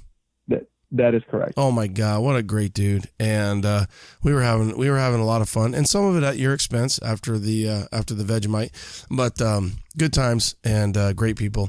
So take it from there. You guys, you limped it in. You put a new carburetor. I'm assuming like a Carter 750, a Holly, some sort of 750 with a double pumper with a big block, right? We just threw in an Edelbrock 1407 750. Okay, good. Easy money, right? That's a standard guide. Exactly. Spacer, yeah. little spacer on there. Brand new? Exactly. Rebuilt? What was it? Brand new. Okay. Brand new 1407. We ordered it Friday, got it in Saturday morning. Threw a spacer on there, a new fuel, inline fuel filter, some new hoses. And like I said, we got it started. Sounded really good. We adjusted it, all by ear. Nobody had a vacuum for us to adjust it, but hey, you do it mostly by ear anyway, so sounded super. When we left Dino's, we kind of got on it, and it definitely had a lot more power than that Rochester 600. So we felt confident enough. That's kind of how we ended up Friday night, or I should say early Saturday morning, seeing you out in the parking lot. So Saturday morning we end up getting up, get ready to head out, and we're all packed. Myself, Carlos with C10 Street Style, Brian C10 Lifestyle, and then Renee C10 King was riding we were all riding two vehicles. I think when we say Renee the C10 King, it's the. Yeah, I think you have to. I don't think you're allowed to say C10 King. I think it has to be either the or the. Well, I'll be honest with you. I rarely call him C10 King. I call him Renee. C10 King approved. That's what I always like to tell him. Exactly. Yeah. So you guys are loaded up, ready to rock. Yes, loaded up, ready to go, and so we headed out, and we got I believe between Blythe and Indio, started having problems.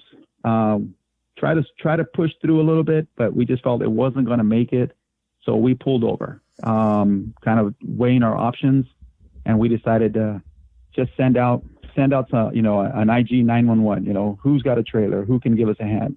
No sooner had we sent it out, over the hill comes a crew from Provost. It was Dennis Myers, Aaron Dover, Solomon Lunger, Kaylina Myers. They were pulling all their equipment.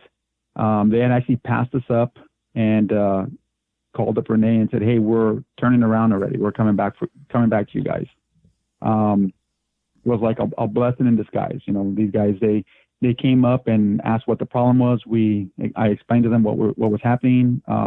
Aaron dove in and was like, "Okay, let's see what we can figure out."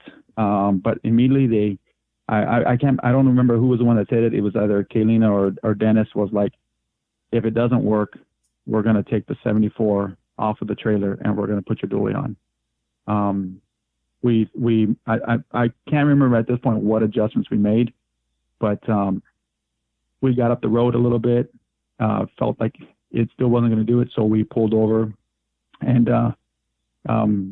swapped out the module in the distributor. I happened to have one, so we swapped that out, tried it again, and it did they started the hesitation all over. So we pulled over again, and they were like, yeah, let's just take it off and put it on the trailer. So that's what the guys did. They took their 74 off and loaded up my dually and said, where do you live? Because we're going to take it up there. And we decided to take it up to the C10 ranch.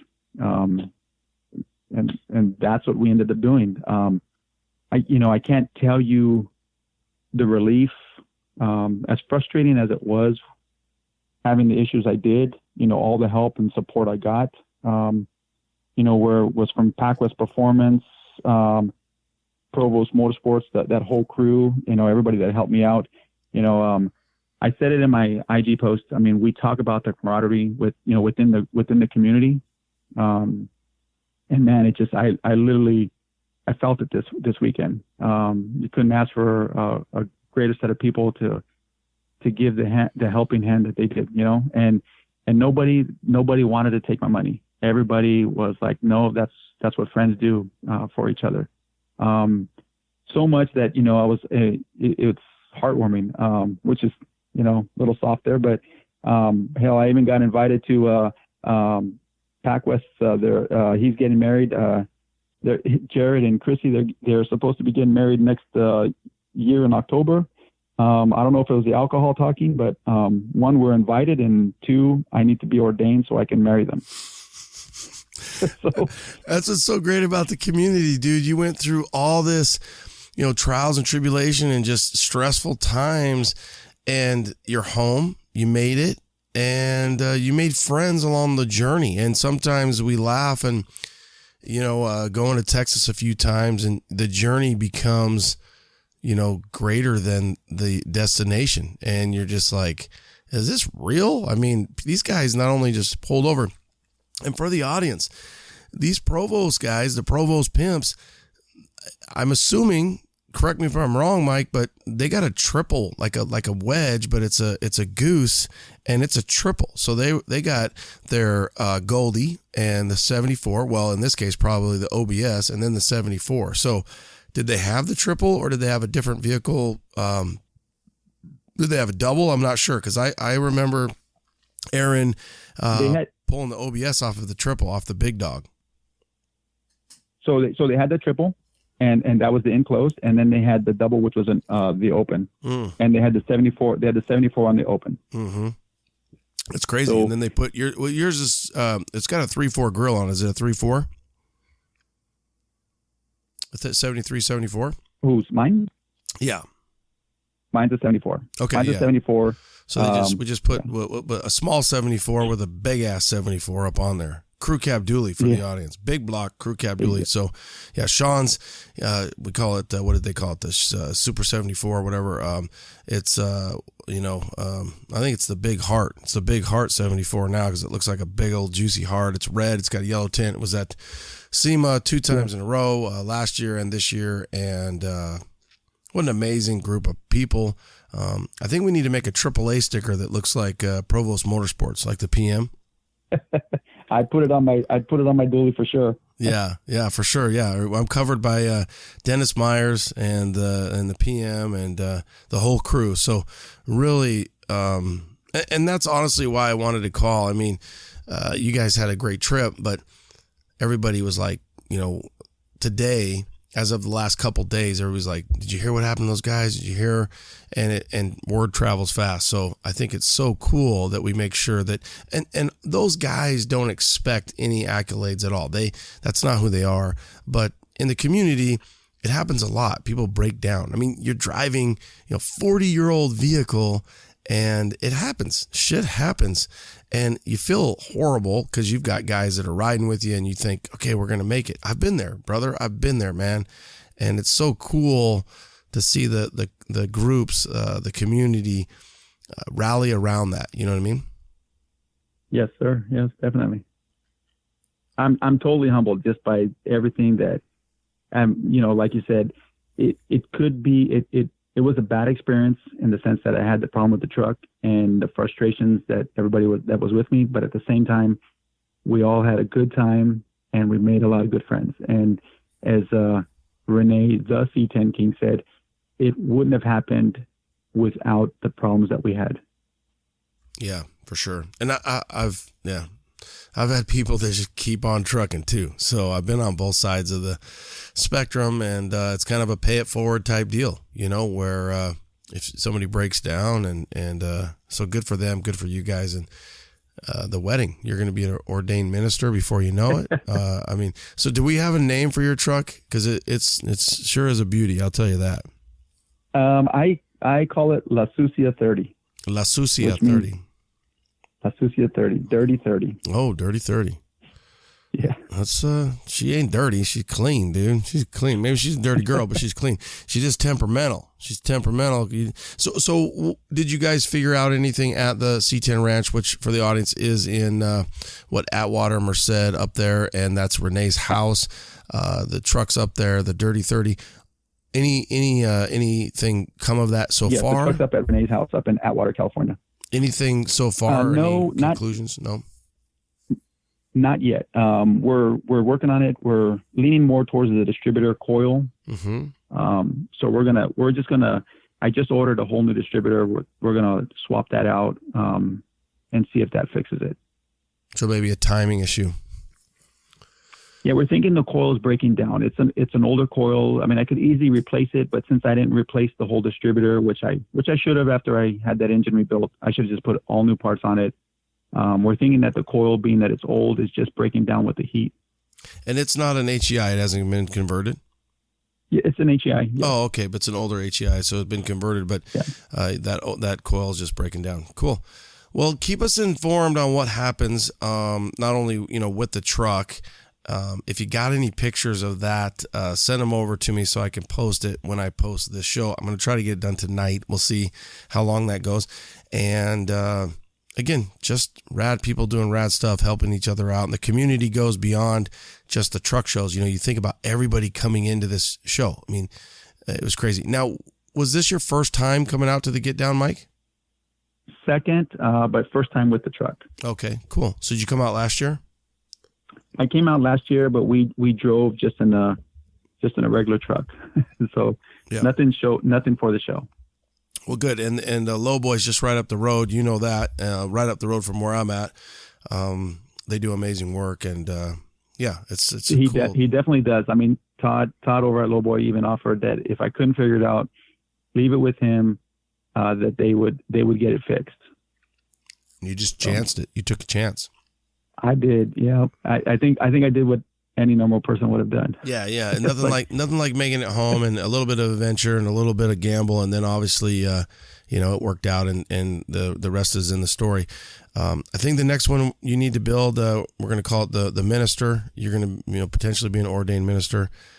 Good luck. And obviously if there's anything I can do for you, let me know. Now your Instagram, just so the audience can follow Mike, is @flyin'.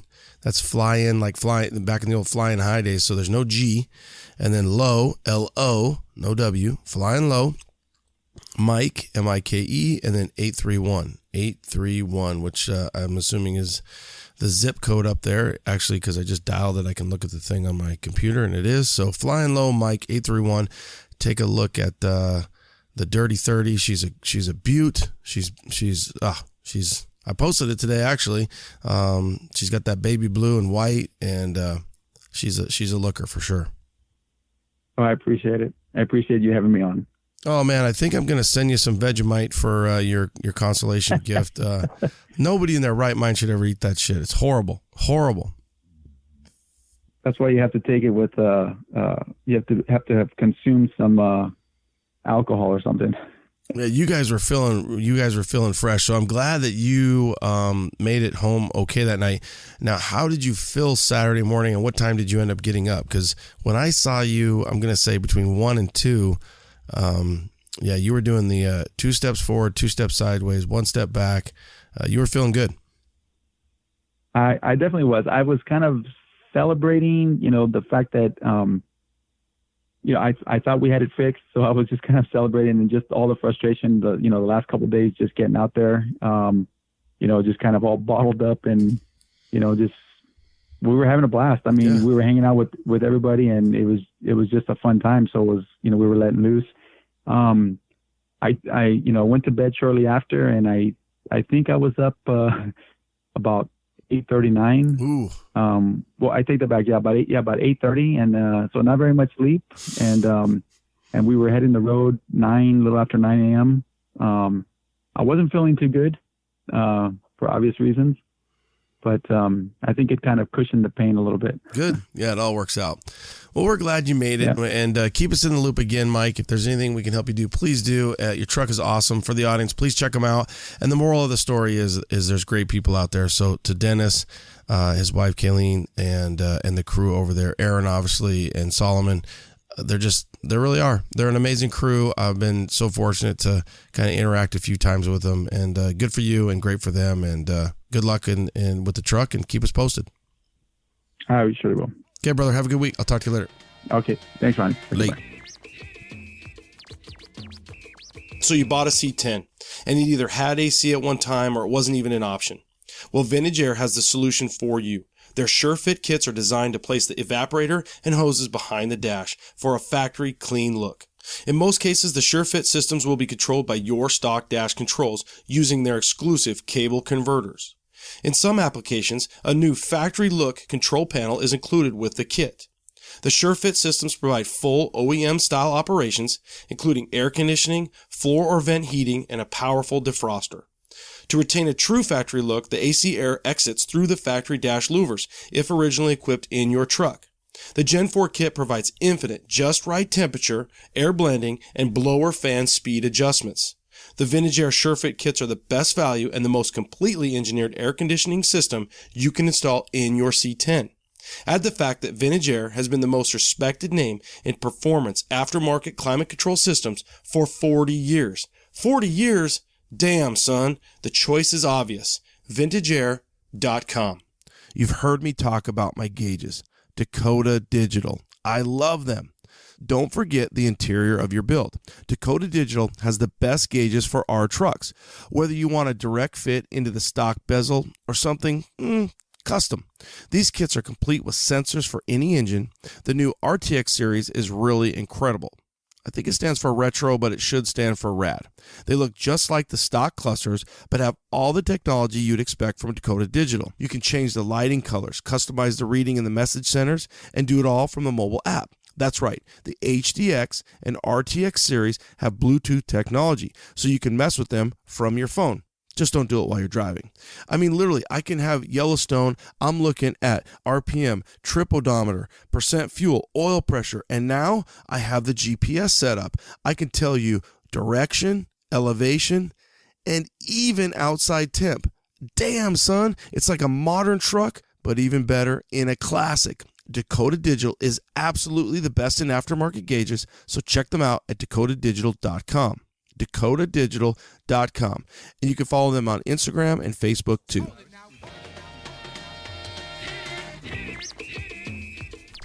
We're wrapping it up, and Kevin! I'm putting Kevin Bowman as in the owner of D Maximus, aka Shop Towel. 77 GMC, one bad bitch. He doesn't even know. He just showed up to Jason's shop Monday, and I'm going to put the mic in his face. So, father-son project, Duramax swap, 22 semi-wheels cut by Michael's Truck Works, Mike Abbott over there. Kevin, what do you think the weekend about your truck? It was absolutely badass. Because this is one badass bitch. Oh, it's bad. So your response, you're obviously on cloud 9. It looks like a cloud. It looks like everything. It's just such a rad truck. And to think when you guys got this thing from Vegas to today to this weekend, you drove it. You got people loving on you, loving on the truck. You were in Vibro's booth. What a great weekend. It was fantastic. I tell you, the reception that I got from it, all of the information, I mean, all the people that came by to look at it, the comments just were through the roof. I mean, I couldn't be more ecstatic about the work that Jason did and that I did on this truck. It was a lot of hard work, as they all are, but it was well worth the time and effort. Really enjoyable. Well, you guys started with what I would consider kind of a cream puff, right? Not, from a rust perspective, all there. You pulled the big block, the wheels. You did a lot of work. What was the hardest part? Stuffing the Duramax into that hole, I guess, would be the hardest work for Jason. For me, because I'm old and have no strength, doing the front end work. All those parts on this 1 ton weigh a ton, and it just made it, it was a lot of hard work putting the front end together, and I did all that by myself, so it was good. Okay, you got that done. Now I'll put it over on Jason, who I think is probably one of the, when it comes to Duramax swaps or diesel swaps, literally one of the leaders. If you're looking to have a truck swapped, obviously LS2, but you've got a lot of Duramax diesel, Cummins diesel swappage under your belt now, and I've seen his belt; it's getting bigger. But what was the hardest part for you? Like my dad said, the motor in this thing it's big, heavy. The transmission's huge. You have to cut out a lot of the floor and put a 4-wheel drive floor in a 2-wheel drive truck. The Precision Fabrication Plus guys, they do a really good job at making the engine mounts and the transmission mount.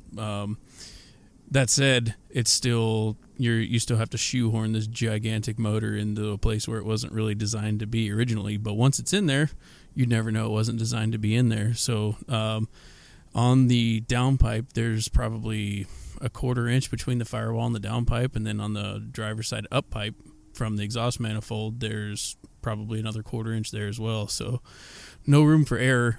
We do have the engine pushed back as far as it can go on the mounts. So we could push it forward another inch, but I wanted it to be back as far as it could be in the engine compartment, just so I would make sure I have room for the radiator and cooling stack that was going in there. So it works out great. That's probably the hardest part of the whole deal. And going back all the way to I did a diesel kind of swap episode. I remember the guys from Diesel Performance Podcast saying, if you're going to do a Cummins, swap it in. If you're going to do a Duramax, you might want to swap the body over. You guys pulled the Duramax, you put it in here. The firewall is not manipulated. It went all the way back. And then when you factor in, you've got an intercooler, an AC condenser, a radiator. There's so much going on in the front of a diesel. So what I'm going to do is not let them give away any more of their secrets, because what I think we should do is a diesel swap episode and then continue LS Swap 2.0. We did that with Pro Dino, a.k.a. Bowman, and Charles a few years back, and that's been a successful podcast. So I think we'll do is a diesel swap with them. And if you're thinking about doing a Cummins or Duramax swap, Jason's your guy for that. And these 8-luggers are getting a lot of attention, and you were with a stellar 8-lug group this weekend. Yes, I certainly was. The wheels really set this thing off, thanks to Mike Abbott over at Michael's Truck Works. He took what we wanted, cut the design into them, and just over the top with the reception that it received for those wheels that are on it. It's really cool. Now, what about the secret weapon? You want to tell just a little bit about the audience about Rome the Polisher and what he did with this 43-ish year old paint? Absolutely amazing what Rome the Polisher did. Came in, the truck hadn't been washed in 11 months.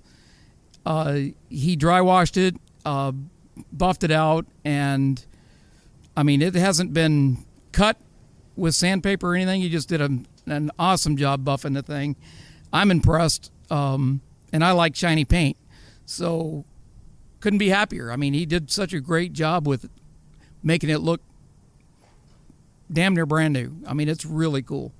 Yeah, speaking from experience, Orange Slice, a few months prior to this truck getting cut, he did a great job and revived my 43-year-old paint. 1977 GMC. It stands out in a crowd. It's beautiful, baby blue and white two-tone with that just sexy yellow, inlay on the trim, the GMC front grille, and really everything is tight. Even the cab lights look killer on this thing rolling down the road. There was tons of 8-luggers out this weekend. Big boys, crew cabs, single cabs with rear ends, dually rear ends, everything from the Rhino line that you guys did, or bed liner, we could say nowadays. So the bed liner that's in this is actually there's There's a really cool story behind the bedliner. Well, not the bedliner that's in this particular truck, but the guy that does it. His name's Paul Brewer. He owns a company called Veteran Bedliners over here on Cooper and Gilbert, and he did, I think, 3 tours in Iraq, and he's a retired Marine, just super salt down to the earth kind of guy, and loves to do this old stuff. And he has a signature stamp that he puts in the bed, and I had him put it on the wheel tub on ours. It's the American flag, of course. And it's funny because he is very particular about where it goes. You know, the flag has to be right. It has to be flying the right direction. It has to be on the passenger side of the truck. It can't be on the driver's side because obviously it'd be going the wrong direction. So just a super good dude. The stuff that he uses does not fade. Just a fantastic product. I'm real happy with how he does it. So yeah. Good local guy, American veteran. And speaking of two or salty guys who are down to earth, these two are. So father-son project.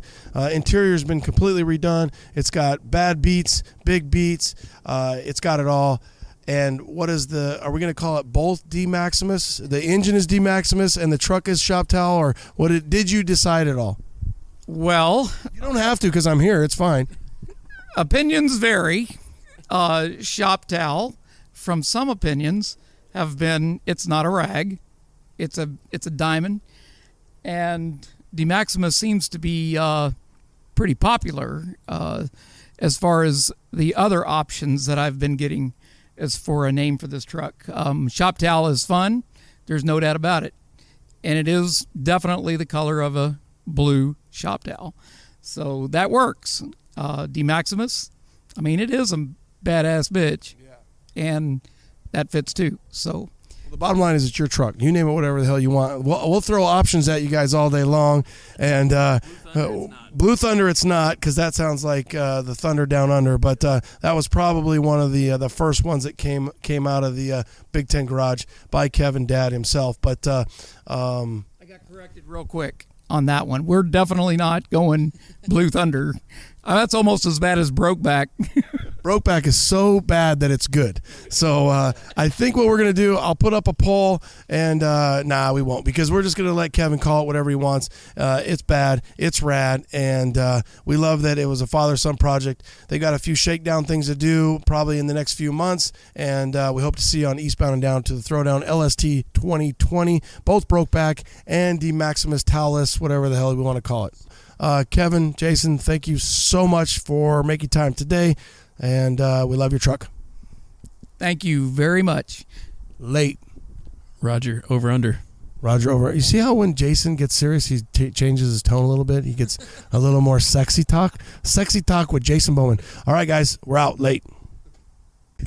We are hanging in the VIP lounge at Switch Suspension, aka Switch's office. I'm trying to figure out how to override the Acura account and get some new endo tanks to give you guys, but we're here with the big cat, and we wrapped it up. We're midday Saturday. We've had an absolute blast at the Switch Shenanigans Saturday tricycle race. We just wrapped that up, and I thought I'd pull Dino aside. Obviously, we'll talk to Dino as the time goes on, but let's talk a little bit about yesterday and your thoughts on what has become the absolute biggest, grandest C10 family Chevy only party of the year. One guy said it was the C10 Oscars. Bottom line is, it's just a rad ass time. Oh, and I would say 100%. I am still super stoked. I can't stop smiling. My face hurts from smiling. I want to thank everybody. That's not even I don't even know what word would beat thank. I don't know. I want to worship everybody that came. I don't know, but I can tell you one thing. I was humbled by that turnout, and that to me was. I tried to shake everybody's hand that came in. That was just something that moved me to say, you know what? Some shows wave at you when they way out. I wanted to welcome you in, and everybody felt like. A lot of people said the same thing. They felt like it was a family reunion with cars. We've said that a couple times. As corny as it is, that's a good way to explain it. But the truth was, we had probably a record attendance some people said over 1,500, and I know because the parking lot was full. 0 incidents, lots of fun, lots of hugs. The vendors were off the chain. Like really, we had real vendors. Used to be that Seth was our big vendor. And now, now we have guns, these guys that came out. And I think everybody just had a great time. And especially like this one that we had, Trey 5's event was really, really cool. And we appreciate those guys doing that. And Seth, oh my gosh, this is probably 400 trucks here. Literally, he's exactly right. I mean, we're sitting here at Seth's today, and the parking lot from even last year, we had a little cruise. We feel like we had 100 on the cruise where we left out of switch suspension yesterday. Today, there's literally a 400 truck, high-level truck show in the parking lot.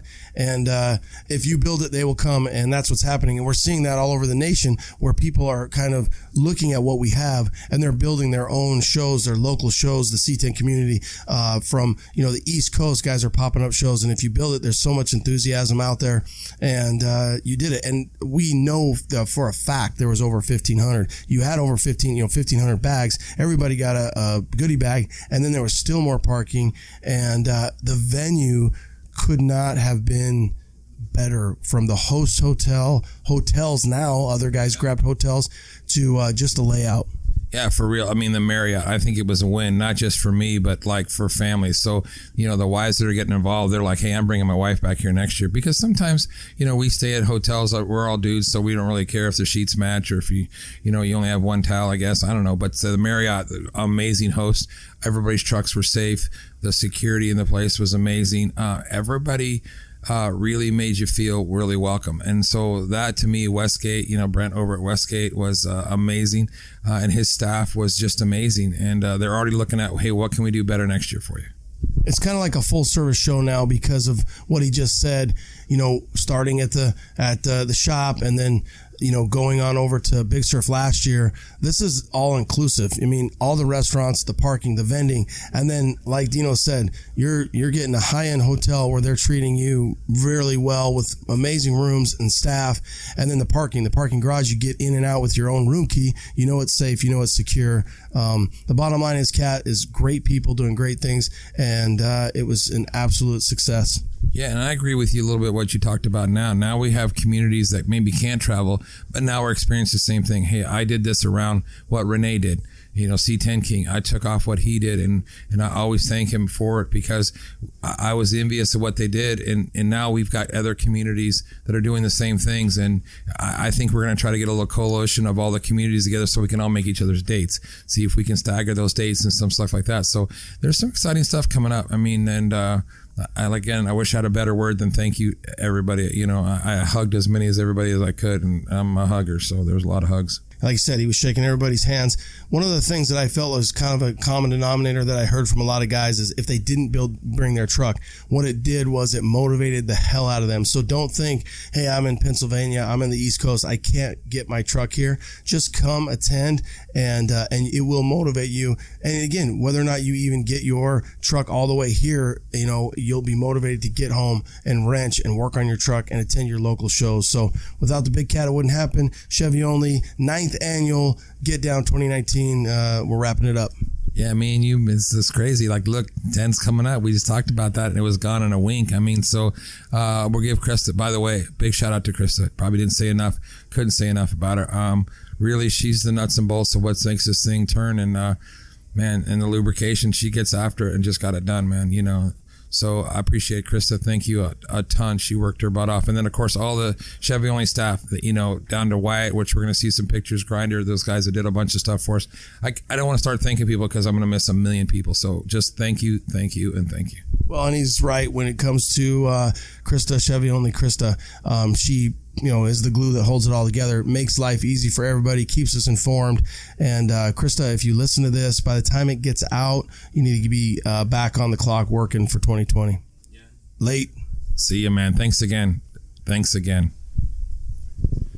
What up? We are back today. I didn't record it yesterday, I guess, or the day before. I don't even know what today. Today's Monday, and we're going to put this out, but we're at Seth's Switch. We're at Switch Seth's Suspension. We're at Switch Suspension, which is Seth. And we're going to talk about first, because I don't want to forget, my second favorite item and gift from the 9th annual Dino Chevy Only Get Down was a cardboard box. So I will post that up, but the Ford scripted trash cans. Thank you for providing the trash, and killer job on that. Hey, you're welcome, guys. Yeah, take the trash. Who wants to take trash home? That's the only Ford thing I wanted to take home was the trash box.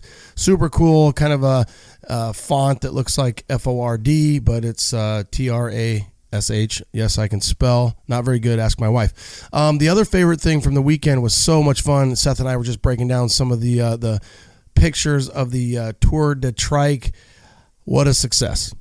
Yeah, no, we had a great time, and we just wanted to kind of open up the shop, invite everyone in that came into town for the Get Down. I mean, these are all people that we see on social media all the time. We talk to over the phone, we chat on email and DM and stuff like that. So just want to invite everyone in to come check out our place while they were here in town. Make some deals over the counter and just honestly have some fun. We were looking for stuff to do. We kind of had this whole circus theme planned out for the back, but there was just too many restrictions for the Ferris wheel. So we ended up going with this trike race idea. I saw it somewhere else and kind of just mixed it up a little bit with the relay. And I just knew that it would kind of break down all these, attitudes and all the kind of machismo that comes with what we do, and just let everyone relax and just have some fun, race some trikes. It was beyond awesome. It was fun. We're just looking at the pictures, and you guys have probably seen a few of them out on social media. And you're right. It just became, I think some guys might have been skeptical. If you're out there and you didn't race, I'm assuming, I believe you probably regret not racing because it was so much fun. But it was also fun for the spectators. Everybody got into it. You did have to drink something, 12 ounces, and initially I thought it was going to be beer or alcoholic beverage, but it was water. Huge success. But what about not only the Tour de Trike? You guys had the bull riding that turned into a kids bounce house. You had all these different things. It was a total family atmosphere. You provided food, and then the other fucking crazy was tattoos. How many tattoos? How many guys, girls? Did you even think that there would be that many? And then how many do you think there was?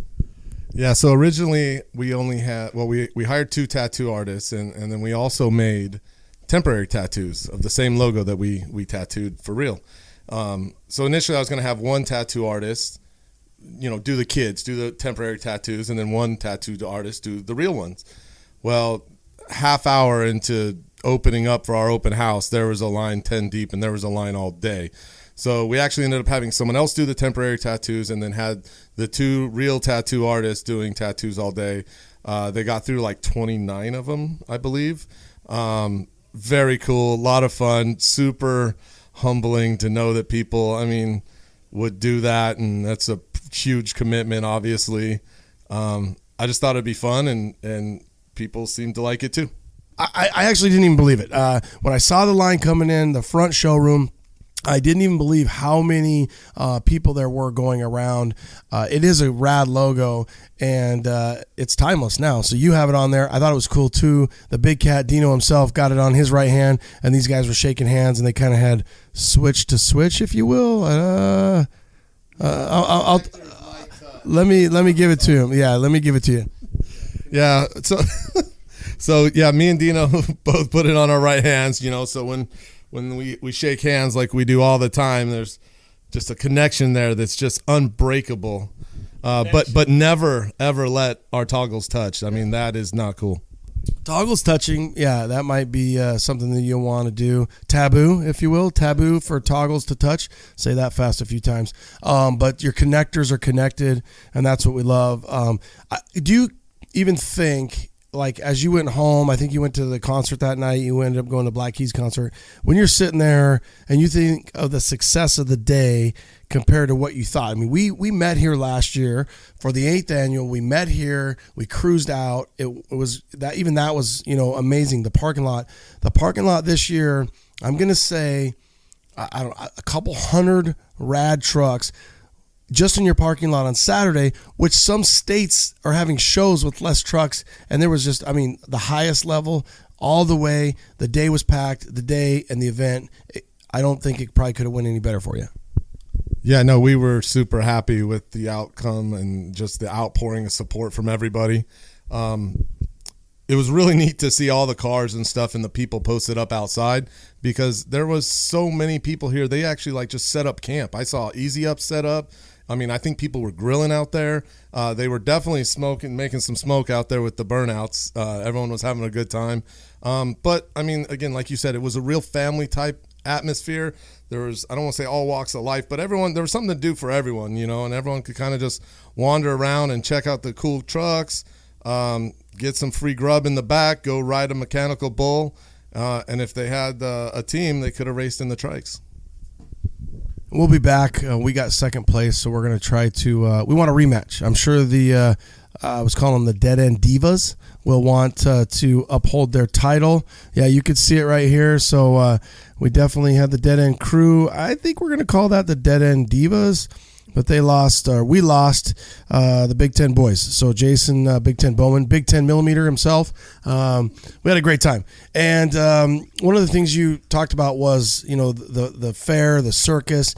That's what it reminded me. It reminded me of when you could take your kids from, little kids. There was little kids running around with stickers and tattoos and obviously fake tattoos. But one of those things where they'll remember it and look forward to it in the tradition. Just like my kids will always remember going to the Git Down, going to Dino's Git Down as a kid. There's going to be new memories created and tradition made for really Saturday at Switches. Now, we're going to have to figure this out because I think he's going to have a 2-day show potentially in 2020. Yeah, that's Dino's plan, is to have a 2-day show.